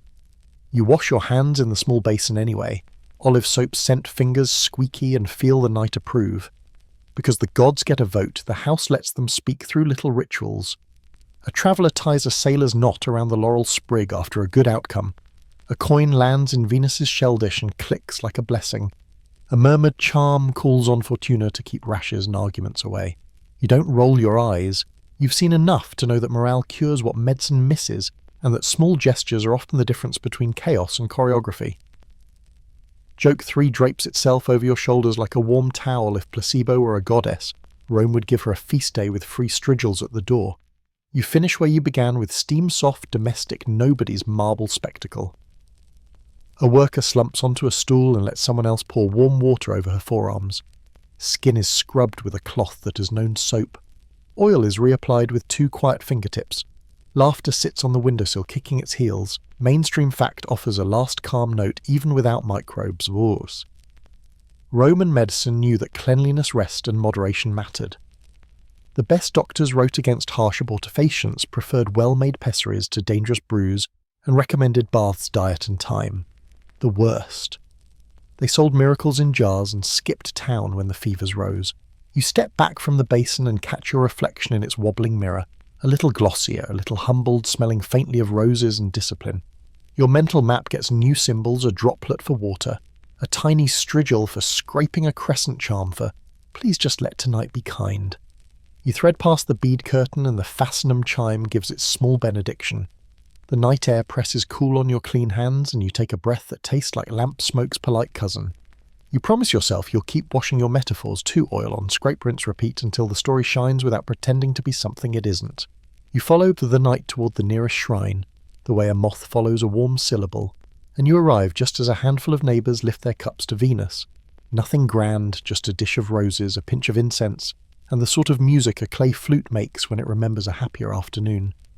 The air is perfumed enough to soften the stone, and you notice how the bead curtain houses you've been mapping open their doors a finger wider on restful eves. Permission is not printed on papyrus, it's sung by lamps and answered by laughter.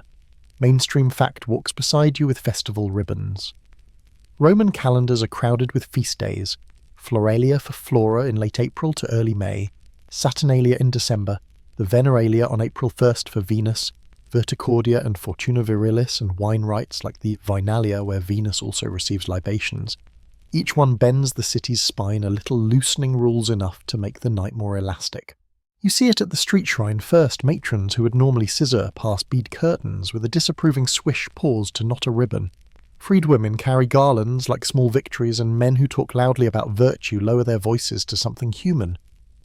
The lamp code you've learned, lamps up, lamps down, now pulses like a chorus.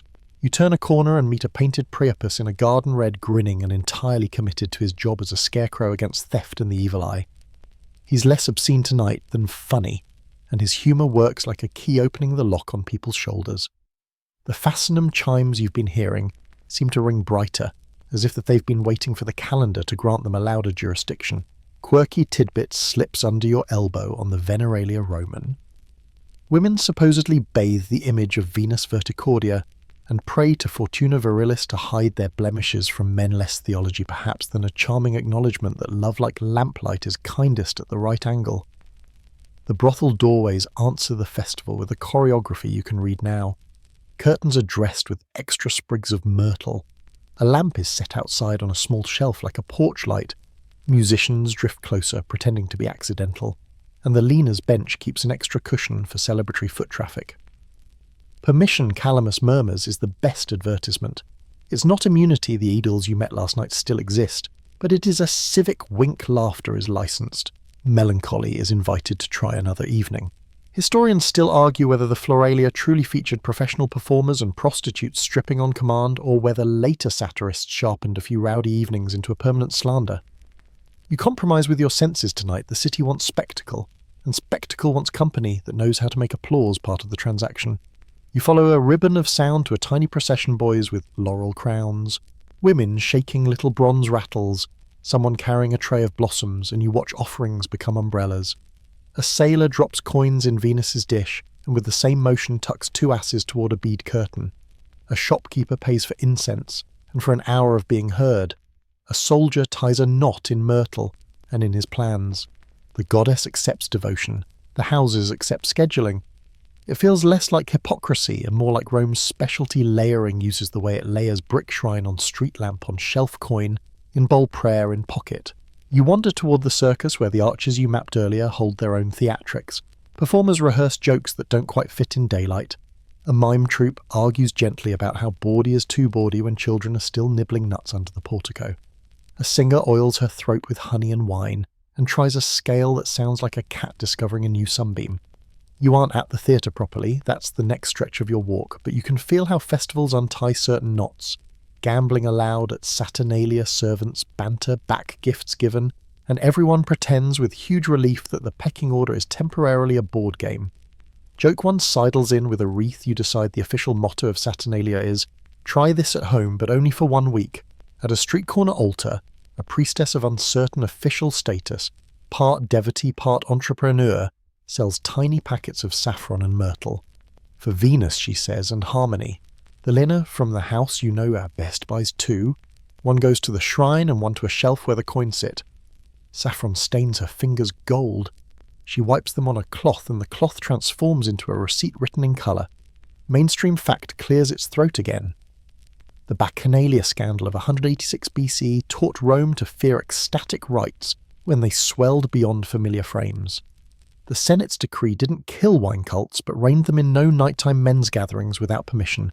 Fewer mixed-sex meetings, evidence that the state both polices and learns from pleasure. The memory of that crackdown still hums under festival noise like the cloaca's subterranean bass line, reminding the city that drains exist for a reason. You visit a little temple of Venus that sits not on the scale of Hadrian's massive Venus and Roma by the amphitheatre, but on the scale of a neighbourhood's oath modest columns that are clean enough to sit on, and a custodian who understands that sweeping is part theology. Couples climb the steps for a private murmur under public marble.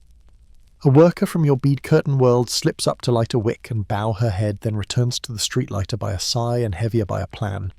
Permission tonight feels like a loner cloak, warm not yours to keep, but generous while you wear it. Someone tells you a story about Flora's games that the crowd shouted for the dancers to shed more than shyness, and that they obliged with giggles. Historians still argue whether those tales describe professional actresses in mimes, sex workers moonlighting, or authors gilding their jokes with the city's favourite wink. You decide the debate is itself part of the ritual retelling. It loosens the tongue and makes the coin easier to spend because what the festival really sells is plausible deniability wrapped in roses. Joke 2 tosses petals you promise yourself that if anyone asks, you are absolutely conducting research on municipal botany. A line of youths in bright garlands parades past chanting something that sounds like a drinking song pretending to be a hymn. The houses on your street respond with their own call and response beads, lifted beads lowered, lamps brightened, the cat assigned as Inspector General stationed at the coin bowl to monitor compliance. The shopkeeper you met earlier gives the goddess a neat portion of nuts and the house a neat portion of time, and both transactions feel in their way pious.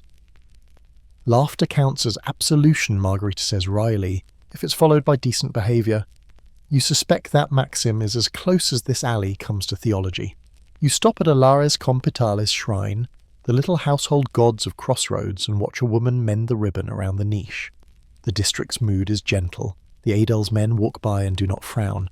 Even the dice players seem to rattle more quietly. Permission isn't chaos tonight, it's choreography. It looks like a dozen small courtesies, doors shut softly jokes, shorter than an echo tips a coin thicker than usual. A whispered get home safe at the bead curtain. Festival license isn't free-for-all in this alley. It's a temporary treaty between appetite and sleep.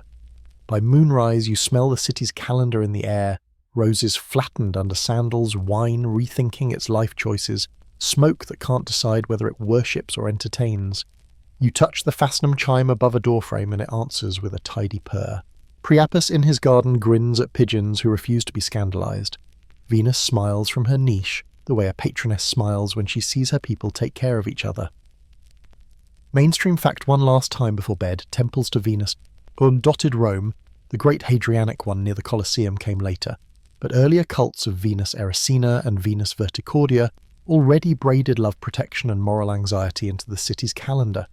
Festivals made those braids visible. Houses like this wove their own threads in without asking permission for each stitch. You walk home by a route that avoids sermons and finds cats. The night is a little louder, but it's also kinder, as if the city remembered its better jokes. Joke 3 waves goodnight, you compose a prayer to Venus that is mostly a thank you note to good street lighting and considerate neighbours. Your mental legend gets 3 new symbols: a rose for festival, a tiny grinning garden statue for Priapus, protection with a wink, and a ribbon for permission granted expires at dawn. You fold the map, tuck it behind your heart, and let laughter do its small blessed work, softening edges, brightening lamps, and telling shame to take the night off.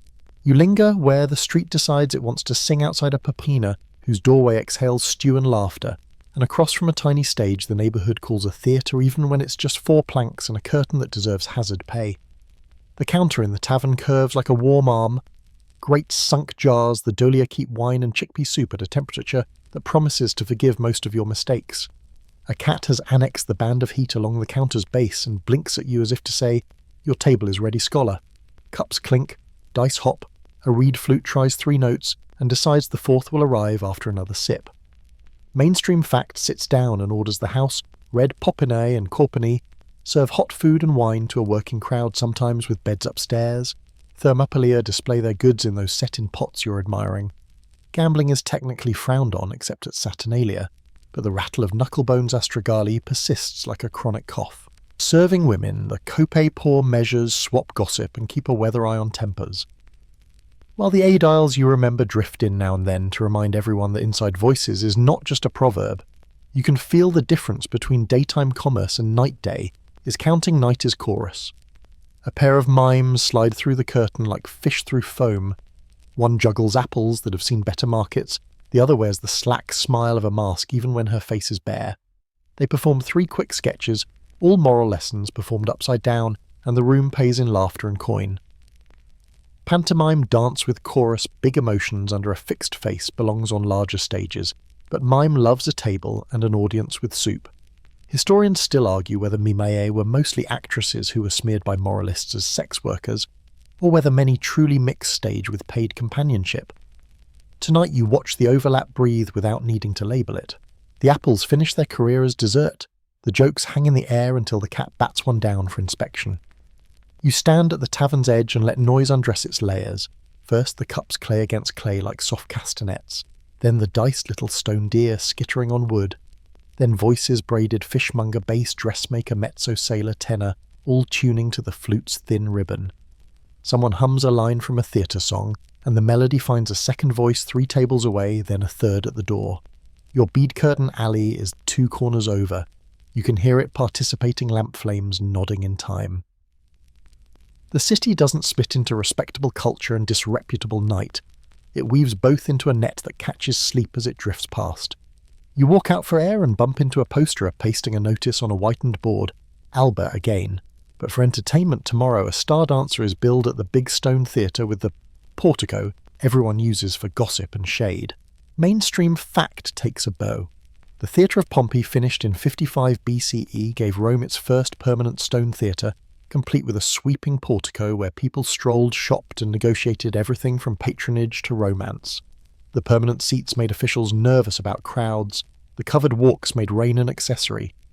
You imagine the acoustic tricks Vitruvius later describes resonating, bronze or clay vessels tuned to notes to carry the actor's voice, and you grin at the thought that ancient architects basically invented surround sound with flower pots. Quirky tidbit bit accepted, your cat approves. Any vessel that hums is clearly designed for purring. Back in the Papina, the mimes pass a cup for tips, and a sailor drops in 2 asses and a story he claims is true. A shopkeeper pays to have the lead from a curse tablet read aloud. His handwriting is too nervous for curses, then pockets it, thinking better of letting lead decide his luck. Dice slap down, someone announces a Venus throw, the lucky toss in knucklebones, when each bone shows a different face and the table erupts like a pot left on too high. Joke 1 arrives with the stew you choose, the ladle-to-mouth ratio that keeps your tongue and your dignity intact, and for once you succeed. The cat looks disappointed. Dignity usually drips. Across the lane, an impromptu stage borrows a back wall for scenery, a painted door, a painted window, 2 real pigeons who refuse to respect either. A tibican with twin pipes makes music that slides between merry and melancholy, the way wine does in the cup. You stand by the door jamb and feel the performance tilt toward transaction, without quite tipping over. A traveller pays for a dedication. A quick coupler improvises with his name and a compliment to his boots. A freedwoman orders a song she used to hum while folding linen. The leaner from your alley hires the troupe to keep the doorway lively without letting the jokes bite. Laughter, she says, is better than brawls and cheaper than repairs. The night keeps telling you that categories are costumes. The singer who sells a melody between acts also sells an hour of company afterward. The capes who pours a perfect measure is a better bouncer than most bouncers. The mime who plays the fool for applause knows precisely how to unspool a tense room into smiles. Historians still argue whether taverns typically doubled as brothels, or whether later readers stitched them together too eagerly from a few spicy walls in Pompeii. In practice, you see different houses keeping different borders. Some pop and I offer only warmth wine and a chorus. Others keep a backroom that the adels pretend not to see so long as accounts balance and neighbours sleep. You sit on a bench that remembers 1,000 elbows and let the neighbourhood teach you its etiquette. Tip the singer if you mouth the chorus. Let the dice players finish the throw before you borrow the table. Don't block the door, because every doorway here is a dock for the night's small boats. A mime makes an obscene gesture so vaudevillian it loops back to innocent. A grandmother laughs until she remembers to be scandalised and then laughs again. Joke 2 peeks out from behind the curtain. The Theatre of Manners is the only theatre with infinite acts and no intermissions, and you, dear audience, are in the front row against your will. You round a corner to the larger theatre and stand under the portico where the city pretends to be weatherproof. The statues along the walk watch you with that marble patience that has seen better governments and worse. Lovers stroll, clients court patrons with well-timed compliments, vendors hawk dates, nuts, and the miracle cure currently named gladiator liniment, which you recognise from last section as elbow grease with branding. A star pantomime's poster promises a reenactment of a myth with tears guaranteed. His mask stares from the wall, all fixed expression and infinite emotion behind it. Mainstream fact whispers actors, mimes, dancers and sex workers share their legal stain of infamia. The city loves them and pretends not to. That tension hums like a second chorus beneath the flute. Noise rises and then amazingly learns to soften. The tavern door hushes itself, the stage troupe bows and wraps up their props, the dice take a nap in a cup. You realise the whole block can modulate like a choir loud when coin wants company, quiet when beds want the right to exist. Aedialists pass by and take the measure without taking offence. The bead curtain house 2 doors down lifts its lamp a finger higher to say we're not finished, then drops it again when the singer packs up her pipes. Joke 3 yawns, content you declare noise. The city's real currency, spendable, savable, and occasionally counterfeited by a drunk who thinks loud is a synonym for charming. At your elbow, the coper sets down a dish of olives that tastes vaguely of the amphora it travelled in. You buy 1 song from the Tibecan, not because you need more music, but because you want to tip the idea of music for being available. A mime asks the room to pick a god for the final gag. The crowd chooses Mercury, the patron of merchants and thieves, and he sneaks the punchline out from behind your ear like a coin. The room applauds. Someone drops a bronze token in the cup by mistake. The coper makes change with an expression that says this happens all the time. The cat decides closing time is when the cat says it is, and begins herding ankles toward doorways. When you finally step back, the sounds you carry with you are already muffled by the distance flute, dwindling, dice becoming pebbles, cups choosing to be handles rather than instruments. Your bead curtain alley feels only a breath away. The fastenum chime notes your return, and somewhere inside a lamp remembers its cue to dim. The overlap is the lesson, the way theatre borrows a tavern's bench. Taverns borrow a stage's timing, and both borrow your attention until sleep practical as a coper with a limited stock of cups taps the counter twice and sends you home. You trade the alley's olive smoke for river breath and let the Tiber tow you like a patient rope. Barges bump the bank with the gentleness of large animals, and the towpath crunches under mule hooves that know this route better than any senator knows a speech. Your sandals, which have strong opinions and have switched to sea mode, more give in the stride, more tolerance for tar, and you follow the water downhill until salt shows up in the air, like a rumour that can't help being true. Lamps seed to dawn grey, but the night in you keeps watching. The bead curtain etiquette you learned in the Subura still applies, just with more gulls. Ostia rises out of the flatlands like a city practising a maritime accent. You step onto paving that smells faintly of brine and fish scales, and the streets do their own version of lamp codes. Shop fronts wake in order. Bakers first, then bar counters with their embedded dolia, then the warehouses where a day's worth of jars breathe cool in half-dark. Mainstream fact strolls beside you, pointing with friendly precision. Ostia is Rome's port at the Tiber's mouth. Claudius builds the great harbour up the coast then. Trajan carves his hexagonal basin at Portus, so grain fleets from Africa and Egypt can unload under a pharos that keeps the night honest. The city's belly roams depends on these docks. The Anona's ships make sure bread keeps its promise. You cross the Piazzale delle Corporazioni, that wide square behind the theatre where black and white mosaics advertise far ports like a billboard you can sweep. Anchors, dolphin ships, and the names of shippers navicularii from Carthage, Alexandria, Narbo. The images double as directions if you're looking for Sardinia's fish sauce. Man stand on the tuna. Quirky tidbit kneels to touch a tessera shaped like an ear, part of a mosaic that once preached with pictures to people who didn't read letters but spoke fluent symbol. Workers you'd recognise from your city nights move through this daylight stage with the same competence contract here, coin there, attention everywhere. Historians still argue whether Ostia's own red light shadow clustered near certain gates, Porta Marina the Baths, or simply threaded the town the way it threads Rome, where coin is company, is in lines that follow work rather than moral zoning. You watch the port's choreography ripple outward. Dockmen unload amphorae with the solemn cheer of priests rope grunt stack chalk mark on a shopfront. Customs scribes count and smile like cats with full bowls. The portorium takes its slice and does not apologise. A troop of sailors pockets itchy from pay drift toward the bath, and the Papina, where a coper with a tide watcher's patience sets cups in a row like milestones. Remember the tokens and tallies here too. A wax tablet smooths and rewrites the day into line items. A Leno in a travel cloak, a cucullus you've seen in town, weatherproof and deniable, leans against a column and pretends he's waiting for theology.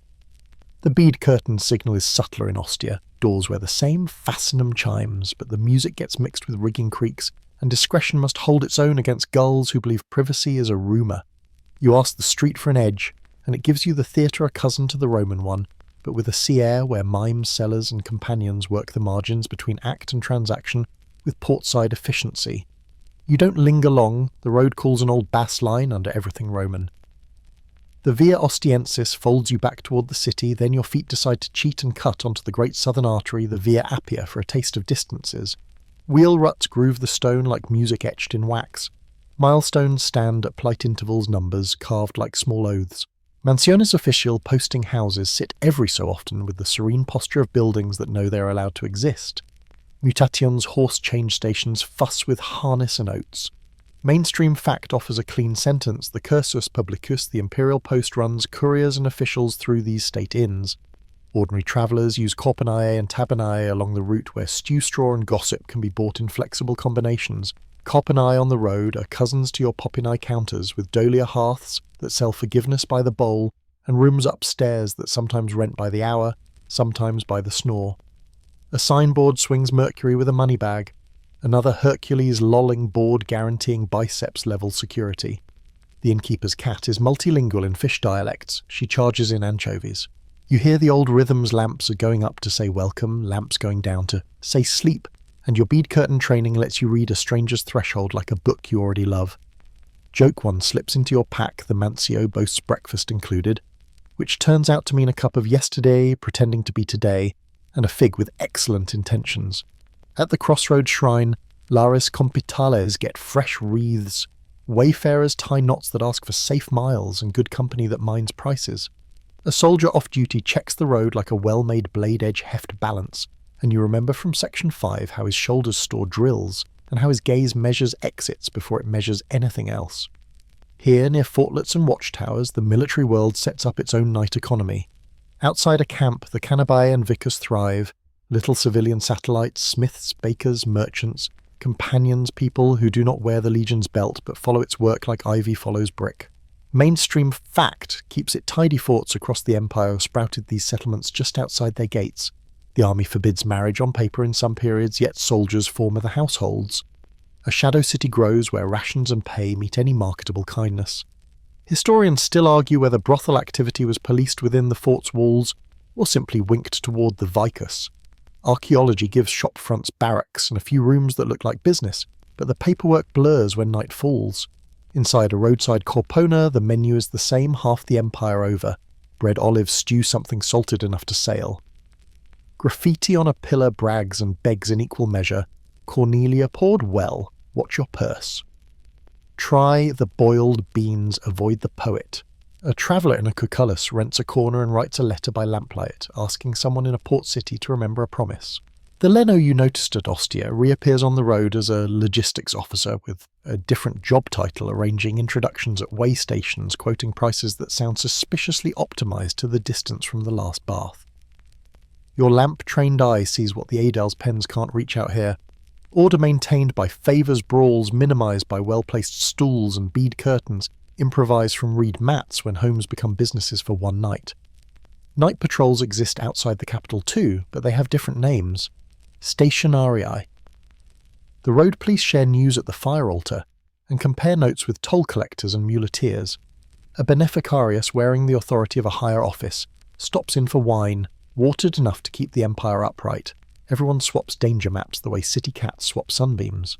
The innkeeper's ledger lists more than coin. He keeps chalk for debt wax for discretion, and a short stick for cracking jokes across knuckles that try cleverness with the cash box. Joke 2 leans on the counter.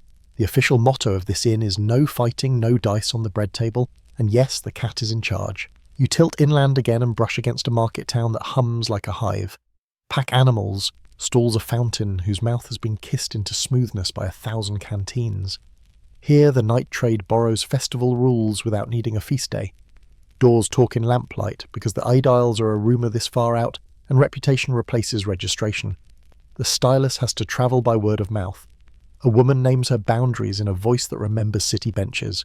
A man sells massage and posture advice to soldiers and farmers alike. A bath attendant moonlights in a way that bath attendants often have. You recognise the scent blend oil vinegar laurel that says we mind our health, and your Section 8 knowledge nods like an old doctor. Back to the coast by a different road, you find Portus Trajan's neat hexagon still rippling with ships. The lighthouse blinks a memory into the dawn. Warehouses Horea stack their stories behind thick walls. The Horea Galbea further inland will turn olive oil storage into an architectural sermon, but already you can feel what storage means. Predictability, warmth in winter. Fewer riots in a city that riots for sport. Quirky tidbit kicks a dolium's buried belly. Some taverns plant these jars half in the ground to keep wine cool. Cats use them as stages for managerial speeches. The square of the corporations at Ostia, remember the mosaics, feeds this whole machine with directions disguised as decoration. By the time you climb back onto your barge for the upriver drift, you've sketched an empire in footfalls. The night economies you met in the Subura are not a neighbourhood quirk. They ride the road, sit outside forts, lean on counters from Narbo to Antioch, and make friends with cats who don't see the need for borders. The same tokens and tallies, the same lamp grammar, the same quiet insistence that attention is part of the price. Joke 3. Curls up in your pack, your sandals ask for a travel allowance, preferably in figs, and you promise to file the request with Mercury god of both merchants and people who forget where they left their coin. The river shoulders you home. The bead curtain sighs its familiar hello. The fastenum above the door jingles like a bell that has visited the sea and learned a new note. You step inside with the road still in your calves and the port salt still on your tongue. Your map gets new symbols, an anchor for Ostia, a hexagon for Portus, a milestone for the Appia, a small house for the Mancio, and a cluster of tiny rectangles for the Vicus outside a fort. The empire you just walked measures itself not only in legions and laws but in lamps and people ready to meet a stranger's need without pretending the stranger isn't also a neighbour. You step back into the alley and notice a different sort of hush, the kind that travels with soft-soled shoes and good cloaks. A woman in a pale cucullus waits beneath the fastenum chime veil lowered just enough to be anonymous and just high enough to see the step. She's not lost. She's choosing. The leaner lifts the bead curtain a finger. The lamp brightens by a breath, and the house's choreography adjusts for discretion, the way a cat adjusts for a new sunspot. Unhurried, entirely sure of itself. You recognise the ritual from a dozen thresholds, but the stakes shift when the visitor is a woman, and the errand is privacy, not spectacle. Mainstream fact steadies your arm. Roman women, especially, widows and well-off freedwomen, could own property-run businesses and manage money. Legal guardianship tutela mulierem lingered on paper, but in practice elite and entrepreneurial women often steered their own accounts. That financial agency buys options after dark. A discreet patron might come herself at a quiet hour, or send an Orntrix her hairdresser and portable rumour mill to arrange conversation, music, massage, or an evening of company that includes kindness where the day refused to offer any. Historians still argue whether respectable matrons physically entered brothels in the capital, or preferred private houses and intermediaries. The evidence surfaces as satire court gossip and the occasional contract that forgot how to blush. Tonight you watch the version that breathes a careful entrance, a bench, a boundary spoken with the same clarity you admired back in Section 4. The word no is not expensive here. The negotiation looks familiar and not. The veil is part tool, part ritual. The attendant waits 2 paces back, eyes on the floor but ears on the numbers. A bowl for coins becomes a bowl for quiet payment, placed no tally said aloud.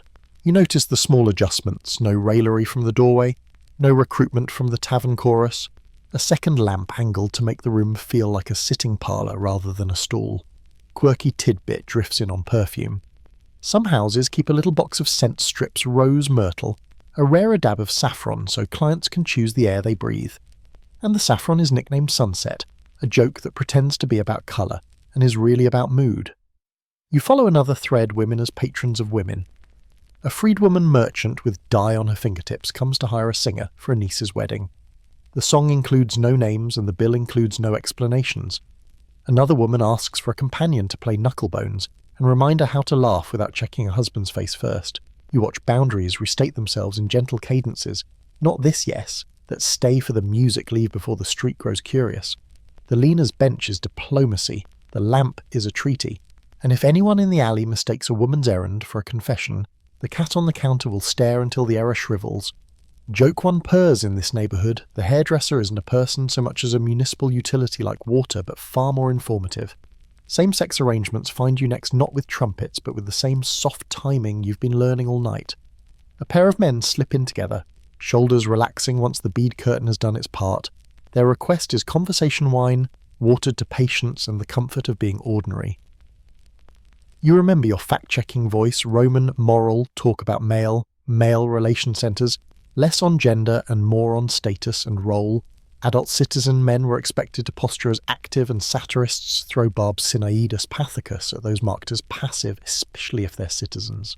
Yet male workers, companions and performers recorded by name exoleti, in some sources Sinaidi, in others, plainly sold time and touch. Baths, theatres and taverns hosted that trade as much as purpose-built houses did. Historians still argue whether certain graffiti and tokens record male-male transactions or simply ribald humour. You've handled enough bronze discs to know certainty isn't on the menu. The house practical as always handles safety as choreography rather than sermon. 2 men ask for the back room with the lamp turned low and the door unremarkable. 2 others choose the front bench and buy a song, letting the evening sit with its shoulders down. The rules are the same ones you admired in Section 4. Names are for daylight markets, time is counted, and attention is the garnish. If someone at the tavern tries a joke with a mean edge, the barman's cough appears like a punctuation mark that turns the sentence around. You realise how often the city's kindness is just crowd control performed with skill. Women with women. The paper trail is thinner and often cruel. The poets you side-eye at breakfast, Marshall's barbs, Juvenal's 6th satire, spit the word tribus as if observation were a crime. Between the insults you can read a quieter possibility. Affection that chooses its own company, sometimes domestic, sometimes paid, often mislabelled by men who weren't invited. You catch a hint of it here, a mat weaver sent by the hairdresser, a private hour of back rubs and gossip that ends in laughter, and a coin placed like thanks in a palm. Historians still argue whether there was a distinct female-female market, or whether what survived was partnership and rumour folded into broader companionship. The house uninterested in categories that don't pay the lamp oil, just keeps the curtain oiled and the rules simple consent clarity and exit that belongs to the client.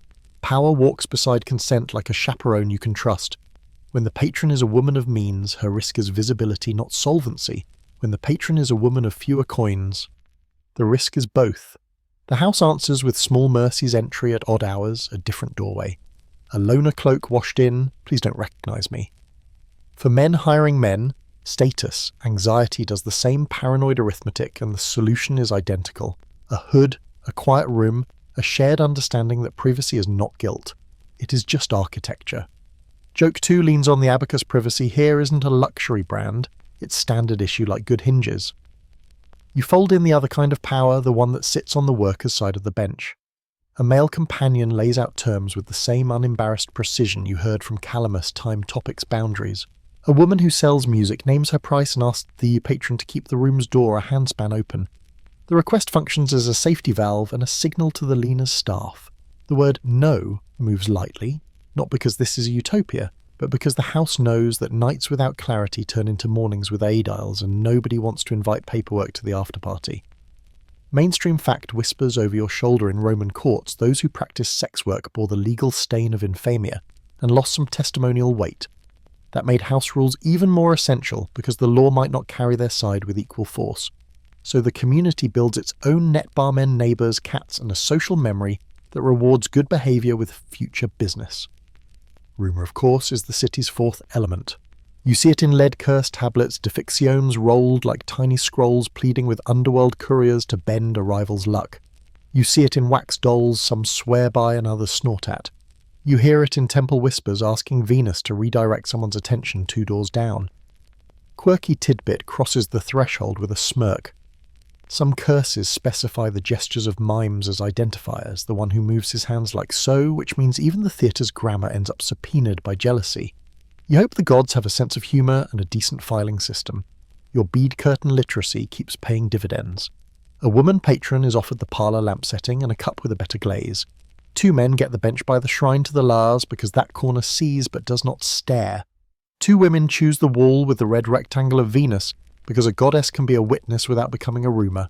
The aediles you met in Section 7 pass outside like thunder elsewhere, audible, influential, but not here tonight. Your lamp code notes another layer. One shallow bowl on the floor, just inside the door water set out for the cat, also means the door is on knock first mode. The cat, who serves as both concierge and therapist, blinks in perfect confidentiality. Joke 3 flicks its tail, the only non-disclosure agreement in Rome that never leaks is feline. Underneath the choreography, you hear a truer bass line. Much of this commerce is about being allowed to be ordinary with the person you actually are. A woman asks to play dice without being coached, loses 3 rounds and laughs so hard the lamp trembles. Two men ask for a story from home told slowly with pauses that let difficult words land and soften. Two women compare recipes for vinegar rinses, then sing a harvest song so quietly that beads themselves lean in to listen. The market sells time and touch, yes, but it also rents out the permission to stop acting like your reputation for 1 hour. Your map gains new symbols, a small veil for female patrons, 2 interlocked lamps for same-sex company, and a comb for the hairdresser, the city's unofficial minister of logistics. You mark a tiny lead scroll for rumour, then rub it out. Leaving it blank feels kinder. Historians will keep their arguments as is their job, whether matrons crossed brothel thresholds or only thresholds of private rooms, whether graffiti is menu or boast, whether poetry tells truth or enjoys its own voice too much. You keep your own small certainties, the bead curtain still breathes, the lamp still negotiates, the cat still approves and sometimes denies, and the word no remains blessedly affordable. When you step back into the alley, the Fascinum chime sounds like a modest bell. The night tastes of saffron and prudence. Somewhere a flute practices a gentle scale. Somewhere a barman wipes a counter in the exact rhythm that means we're almost closed. You walk on quieter than before, carrying the sense that Rome's secrets aren't only about scandal, they're about skill, how to hold space for many kinds of wanting without letting the street crack. You tuck that skill into your pocket beside the spintriae and the soft exchange rates, and you promise yourself you'll remember whose hands keep the curtain moving just so. You shadow the business-like silhouette the city calls a leno, the kind of shadow that owns a bench and a ledger, and you learn quickly that protection and exploitation wear the same cloak until the lamp is close enough to tell threads apart. He stands half in the alley, half in the Popina's doorway, a hinge with pockets, the leaner. You know the one with an abacus mind handles people with a surgeon's steadiness. This man handles routes, tips and timing like a stevedore sorting amphorae stack, here pay there, don't break the good ones. You keep to the cat's path, close quiet with an exit planned. Mainstream fact sets your footing. Roman literature uses Leno and Lena for pimps and madams. Law also uses Lenocinium for a nastier twist, husbands who knowingly profit from a wife's adultery under the Augustan adultery laws, punished for turning marriage into a market. Meanwhile, actual Lenonese appear everywhere, from Plotus's comedies to court cases, renting rooms, contracting labour and skimming coin with a competence the sources love to hate. The city tolerates them as it tolerates taverns, and dice-eyes narrowed fines, ready friendship negotiable. You watch a back-alley bargain happen in 5 gestures. 1, the Leno greets the tavern's coper as if she were a notary. 2, a small pouch passes wine money for the vigil's next visit or for the lamp oil, which is the night's favourite euphemism for bribe. 3, he points with 2 fingers, not one toward a quieter doorway that owes him a favour. 4, the doorkeeper there scratches his ear, the sign for I'll keep the queue tidy. 5, the cat on the counter sits on the coin bowl. The universal symbol for this agreement now has a guardian. Joke one flicks an ear. Rome's only truly incorruptible official is the cat. All other watchdogs accept sardines. Protection takes more shapes than a mosaic has tesserae. There's the barman's stool kept within arm's reach of trouble and used generously. There's the doorkeeper who memorises faces the way a banker memorises debtors. There's the runner boy who can fetch a neighbour a cousin or a bucket faster than a law can finish the word prohibited. And there's the city's own night watch, the vigils born from Augustus's tidy mind around 6 CE. 7 cohorts stationed across the regions, firefighters first patrol second, carrying hooks, buckets and the authority to ask questions that make purses close or open. Historians still argue whether the vigils acted more like cops or custodians of sleep, but you see them as a broom.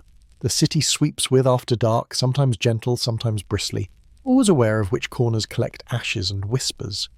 The Lena you trail pays in many currencies. Today it's wine for the watch. Tomorrow it's a promise to route festival overflow to the tavern that kept a fight small. The next day it's lending his doorkeeper to a neighbour whose staff are nursing bruises and pride after a sailor's bad day. Quirky tidbit puts a finger to its lips. Some houses keep a peace wedge, a triangular block of wood wedged into the door at closing. The wedge has a name, Mercury's calf, because it keeps thieves from kicking the door and because jokes help doors stay shut. Someone carves a tiny wing on the wedge. The cat approves the workmanship. Exploitation stalks close behind. A young worker still enslaved returns from an hour and hands over coin with the blank efficiency you wished didn't feel practiced. The Leno counts without looking up. The share is not cruel, but it doesn't blush either. You remember Section 4's masks as tools, and you feel the mask here functioning like armour you wish didn't have to exist. Mainstream fact reminds you that enslaved sex workers appear in the record as property hired out. Freedom could come by manumission, by savings, by luck. It also could be dangled like a carrot until the stick did its work. Historians still argue whether contracts for freed workers in such trades protected them from sliding backward or merely set prettier terms for the same power imbalance. The ledger speaks not the law names in one column, lamp oil and laundry in another, and room to negotiate if the house wants a reputation for treating people as investments rather than tinder. Crime is opportunistic, and the night knows that better than any senator. A purse cutter, one of those nocturnifures you've been warned about, tries a pocket during a dice throw and ends up beneath a thoughtful stool. The barman's eyes never leave the cups. A pair of latrones work the alley like a bad duet until the Leno rearranges the scene regulars in Strangers Out lamp turned, so faces read more clearly and the duet decides the theatre across the way needs their attention more. The vigils roll by with buckets and axes sniffing for smoke and trouble. The Leno's lamp oil gift earlier means this street gets an extra loop before dawn. Joke 2 keeps its voice down. You decide the safest object in the Subura is the stool with the best trajectory. Not all bribes are coins. Some are favours that attach like burrs. The Leno introduces a new worker to the bath attendant down the block. Good water fair price, and the attendant will in return let the house borrow hot basins on festival nights. The watchman on the corner likes dried figs. A parchment parcel appears at his elbow twice a week, labelled, "For your mother," who, if she exists, has the sweetest teeth in Rome. Neighbours trade reputation as if it were soap. They treat people well, they keep fights small, they send first aid before excuses. The Adels fines from Section 7 still loom, but the first responders are stools, neighbours, cats, and the quiet economies of food and courtesy. Historians still argue whether such back-alley economies constituted organised crime or just civic lubrication that happened to stain fingers. You answer with a shrug. In the Roman dialect depends on the lamp. You chase a rumour to an excubatorium, the vigilers' station, where a board lists fires, thieves caught and buckets repaired. The praefectus vigilum's clerk accepts a polite sportula, that little gift basket of goodwill bred olives, a scent of money that oil slicks the city's gears, and in return you hear which alleys the watch walks and which it only glances at. Keep your curtains oiled, the clerk says with dry humour, and you remember Section 3's joke with a start. Even the watch reads the bead curtain like a notice board. Mainstream fact nods the Vigilese 7. Cohorts, strong use siphons, pumps, hooks and wet blankets to fight farmiers, and had arrest powers for thieves and runaway slaves. By day, the urban cohorts and the Praetorian Guard handle higher drama, but at 3 a.m, a bucket brigade and a man with a lantern own the city. Back in the alley, you see a protection racket attempt and fail. Two men with the casual shoulders of bullies propose a safety fee to the tavern in exchange for noticed accidents not being noticed. The coper reaches for a jug, the barman for his stool, the Leno simply stands where the lamplight makes him look like infrastructure. A neighbour appears in the doorway with a ladle that looks suspiciously like a weapon in costume. Someone opens a shutter just enough for the watching to be visible. The bullies calculate quickly and loudly decide the weather looks better elsewhere. Quirky Tidbit applauds with a spoon the house rules board in the papina. Yes, there is one list, no spitting, no knives, and if you break a cup you buy two. Two, you ask later. For the cat, she says. Always for the cat. You're not naive, some nights go badly. A client flips his ring back outward to remind the room of his rank. The room forgets to care. A jealous rival drops a folded lid tablet at the threshold, cursing the worker by name. The Lena fishes it up with tongs and dunks it in vinegar, as if exorcism were a housekeeping task it might be. Someone's blade flashes. The stool's trajectory proves its reputation. The vigils arrive with a pump that hates fire more than doctrine hates laughter. Stories the next morning are generous with passive verbs. A fight occurred, a purse vanished. A cat intervened because the city believes in healing that doesn't require confession. The law does flick at its tail. Crimen Lenacinii, profiting from adultery, haunts courtrooms where family honour meets money. Lenonese feature in prosecutions for coercion or fraud. Taverns get shuttered for noise or for exporting fights to temples. Yet consequence is more often local, a bench boycott, a barman's memory, a neighbourhood consensus that won't protect a name that burned its luck. Historians still argue whether sex workers and tavern folk formed collegia for mutual aid or relied on looser webs. Epigraphs record collegia for actors, boatmen, fullers and beyond, but the night trades keep their archives in people rather than stone. You've seen the archive. It's a chorus of small favours and a cat who can pick a liar out of a crowd. By the time the moon tilts toward rooftops, the Leno you shadow counts the night into the ledger. He is not a hero, he's a function. He can be kind, he can be cruel, he can be both in a span of lampwick seconds. The distinction you carry away is not saint versus villain, but scaffolding versus protection that stabilizes versus protection that traps. You file the nuance next to your tokens and tabs label it hard truths and give it a bookmark shaped like a stool. Joke 3 pats your pocket, you decide. Rome's true patron of public order isn't Mars, but the barman with the good aim. Your map gets 3 new symbols, a wedge for doors that stay shut when they should, bucket for the vigils, and a tiny purse with cat ears for agreements the ledger never writes. You step away from the Leno's orbit and back into the broader glow of the alley, carrying the complicated mercy of a neighbourhood that prefers prevention to punishment, and knows that sometimes the fastest police report is a well-thrown stool and a cat who refuses to budge. Bells begin to replace flutes in your night map, their metal breath drifting over tiles as if the city has learned a new instrument. You turn down a familiar alley and find small changes where spectacle used to sit comfortably. The fastenum chime above one door has been muffled with a strip of cloth. The bead curtain remains, but someone has hung a tiny cross by the lintel not to bless the ledger. You suspect, but to warn it. Lamps look less like invitations and more like apologies. You keep your pace soft, it's the same street, only the adjectives have shifted. Mainstream fact puts a hand on your sleeve with the calm of a deacon at the door. By the 4th and 5th centuries, Christianity is no longer a rumour. It is imperial. Laws multiply in the Theodosian Code, then later in Justinian's corpus and novels closing theatres on certain days, pushing houses of ill fame away from churches and public baths, penalising pimps, Lenones, and forbidding respectable men to marry actresses or prostitutes without imperial dispensation.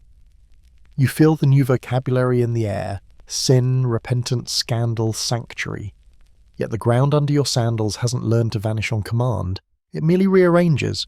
Doors that were loud become discreet. Names that were shouted become whispered. The bowl for coins sits next to another bowl labelled alms. A bishop's sermon spills from a basilica like warm talk escaping a winter cloak. He preaches against harlots and theatrers, twins born of the same mother laughter, which he warns must now be baptized or banished. You recognise his cadences from the tavern stage call and response punchline, and pause only the jokes have been traded for admonitions. Augustine's shadow crosses your shoulder, his weary intelligence, his careful taxonomy of desire. Quirky tidbit folds itself into your pocket, the order of penitence. The Ordo Penitentium is a kind of public HR for souls-veiled people standing apart at Mass, assigned seasons of fasting and exclusion before reconciliation.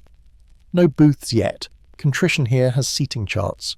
Joke 1 bows politely. You picture a celestial clipboard. Name, sins, length of penance.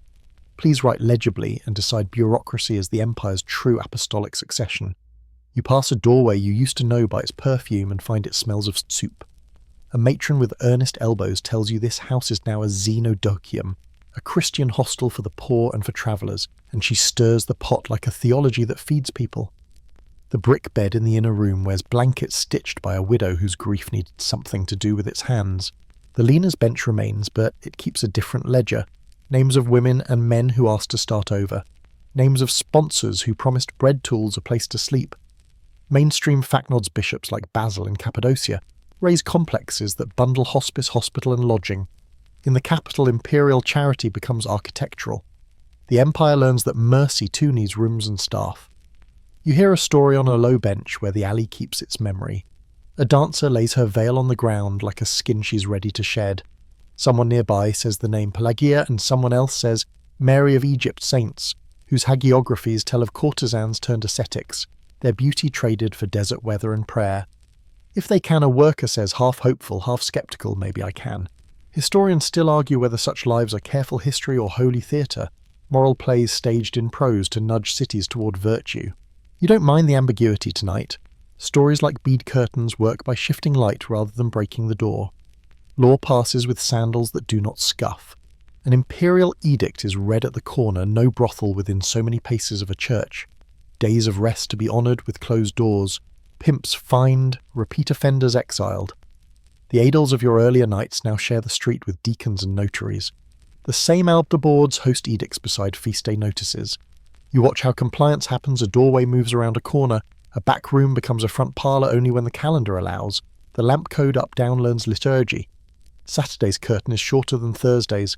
Joke 2 lifts a corner of its mouth. Sin has acquired better PR, new fonts, new posters, and the surprising ability to quote scripture while changing the lamp wick. Constantinople whispers into your Roman alley as if the wind has learned Greek. People tell you about an empress named Theodora, once a performer. If Procopius is to be believed, now a queen who knows every shade of exploitation. The story goes that she turned a palace on the capital's shore into a house of repentance called Metanoia, a refuge for women leaving the trade with beds guards to keep recruiters out and bread enough to make staying possible. Mainstream fact steadies the tale. Justinian's laws hardened penalties against pimps and offered avenues for rescue, but also lifts an eyebrow, the secret history slanders and sings at the same time, and numbers in those pages swell like riverbanks after rain. Historians still argue whether Theodora's rescue house sheltered hundreds or served more as imperial theatre, a visible mercy meant to catechize an intractable city. You accept the debate and keep your eye on the lamp. Help that pays for wicks is help you can measure. Your tokens change face. The bronze discs with energetic engravings disappear into drawers labelled gaming counters, and the house acquires new currency vows, stipends, dowries given to women who marry out of the trade, donations from guilt-heavy consciences, fines converted into bread at the bishop's order. The wax tablet still smooths under a thumb, but its columns rename themselves linen, for new penitent oil for vigil lamps loaned to a carpenter who promised to hire 2 of our women. The market hasn't died, it has pivoted. On the night side of the ledger, discreet houses keep operating near River Road and Theatre, only now they rent silence as carefully as they rent time. A cross above a door can be a shield or a screen. You learn to read which. Ports your old friends continue to pulse like hearts that don't care what gods the head prefers. Sailors still land with coins to spend. Soldiers still seek an hour of being ordinary. Shopkeepers still crave conversation without haggling. The difference is the soundtrack psalms from a nearby basilica thread the air. A deacon comes to negotiate release for an enslaved girl, with donations scraped from a dozen small purses. A monk with calloused hands sits by the doorway to keep tempers from making work for the vigils. Quirky tidbit offers a wink. The fish sign the ichthys scratched on a threshold can mean Christian household, or in this neighbourhood we close early on vigil nights. Try the tavern 2 doors down. Codes remain codes, they just swap alphabets. You follow a procession by lantern to a church where relics glitter like captured noon. A woman with a shawl over her hair stands near the back. She isn't here for spectacle, but for a kind of sleep that the alley cannot sell. The order of penitence sits off to one side. A deaconess takes note of who needs bread and who needs a place to breathe for a week. After the hymns, the street receives the congregation back unchanged and not unchanged. Desire dressed in new grammar, appetite reminded to use the side door. Your cat theological agnostic rubs the nave's stone, then pads home to the counter as though doctrine were just weather. Joke 3 purrs the feline creed in late antiquity as feed me don't shout, and I will sit on your most important document. Debates nibble at you as you walk. Did Augustine really say the line so often quoted in your breakfast arguments? Remove prostitutes from human affairs and you will unsettle everything with lust. Historians still argue whether he wrote it or whether the sentence wandered into his corpus from a neighbour, with excellent timing. Did taxes on sex work vanish with Christian emperors, or merely get laundered through different boxes? Did closures around churches cleanse neighbourhoods, or just push doors a street over? Your map refuses to pretend certainty where the sources argue. Instead, you update the legend with a small cross for moved, not erased a fish, for closes at Psalm 50, and a scroll for law that says more than it can enforce. The night obedient to no sermon quiets on schedule. Curtains drop, lamps go low, a widow latches the xenodocium door with the tenderness of someone tucking in many strangers. In the house that did not convert, the lamp burns under a shade to flatten its glow. Prices are spoken in softer numbers. A bowl labelled for the poor garners enough to buy bread for the hostel and oil for the lamp markets, and mercy sharing a shelf. You breathe in a mix that is becoming the city's new cologne incense soup, old sin learning new names, and the stubborn human wish to be held without being ruined. You leave the alley carrying continuity in one hand and reform in the other. Your sandals, which have walked through Republic Empire, and now catechism, whisper that stones care little for edicts. They memorize footsteps, not doctrines. Still edicts matter, insofar as they purchase time for tenderness doors for xenodokia, stipends for new starts, quiet hours when laughter can be clean. The bead curtain you first touched now brushes your wrist like a blessing, rather than a bargain, and you step through it, feeling the city try in its imperfect lamp-oiled way to keep both pity and prudence awake until dawn. You drift through daylight to Rome with your night map folded inside you, and you let ruins speak in their low museum voices. A guide's flag bobs a bus, exhales, and you slip to the edge of a group so you can eavesdrop on stones. In your head, the bead curtains still click, the fascinum chimes still wink, the lamp code still rises and falls like breath.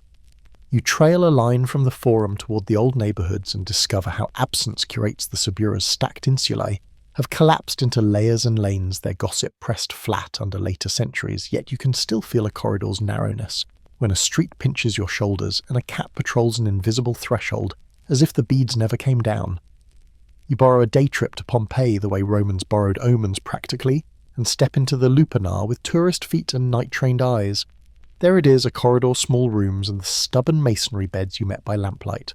Mainstream fact settles on the plaster like dust motes. Pompeii's famous lupanar near the Via dell'Abbondanza holds 10 cubicles with stone beds and a suite of small fresco panels above doorways that catalogue scenarios in the same tidy rectangles you remember. The signs are bold because the building had a job. The job survived because ash did its terrible preservative work.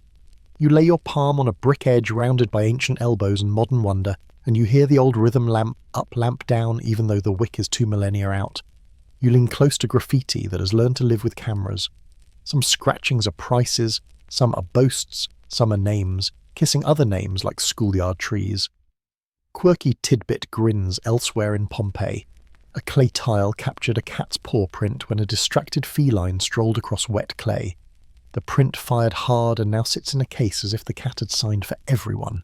You point it out naturally, because feline management was always this city's true continuity. Back in Rome, you stop at Crypta Balbi, where a museum tells the long, low story of how neighbourhoods morphed from theatres to workshops to monasteries and markets, and where a single room can hold lamps, dice pins, and a broken bronze that once jingled in the wind. Your old tintinnabulum retired from doorway duty and promoted to artefact. You step into Ostia's baths and the Piazzale delle Corporazioni. Again, only now their mosaics sit calmer under the sky. You read the dolphins and anchors like street signs from a language you adopted at night. Monte Testaccio rises nearby a hill, built of shattered oil amphorae, an accidental monument to appetite. And you smile because even the city's trash knows how to speak in amphorae and cats. Your ear catches an argument this is Rome. It always will. A pair of visitors debate whether every room with a bed is obviously a brothel. You feel your lamp-trained caution wake up and purr. Historians still argue whether archaeologists can reliably identify brothels by fixed features alone. Masonry beds, erotic art, narrow cubicles without explicit clues, like price graffiti and concentrations of relevant finds. Some brothels in scholarship turn out later to be workrooms or inns with sturdy furniture. You don't scold the visitors. You just tuck the debate back into your map's legend under doorways that refuse easy labels. You detour along the curve where the theatre of Pompey once gathered half the city under stone benches. The portico's ghost lingers in plan and paving, and you can almost hear the Tiburcan warming up and the mimes negotiating encores with a coper's nod. A bronze placard discusses infamia in a voice that pretends to be neutral. You remember how the city loved what it labelled, and how paperwork could both harm and help depending on who was holding the stylus. A little further on in a dark case you find spintriae, those bronze discs with numbers on one face and energetic scenes on the other, and the placard clears its scholarly throat function. Contested. Historians still argue whether they were brothel tokens, gaming counters, bath checks, or something more playful. The museum politely declines to decide, and you, having paid attention to wax tablets and trust, enjoy the ambiguity as a kind of kindness. You settle on a low wall where sun turns travertine to bread and pull from your pocket an imaginary ledger of sounds, cups, dice bead, curtains, stool trajectories.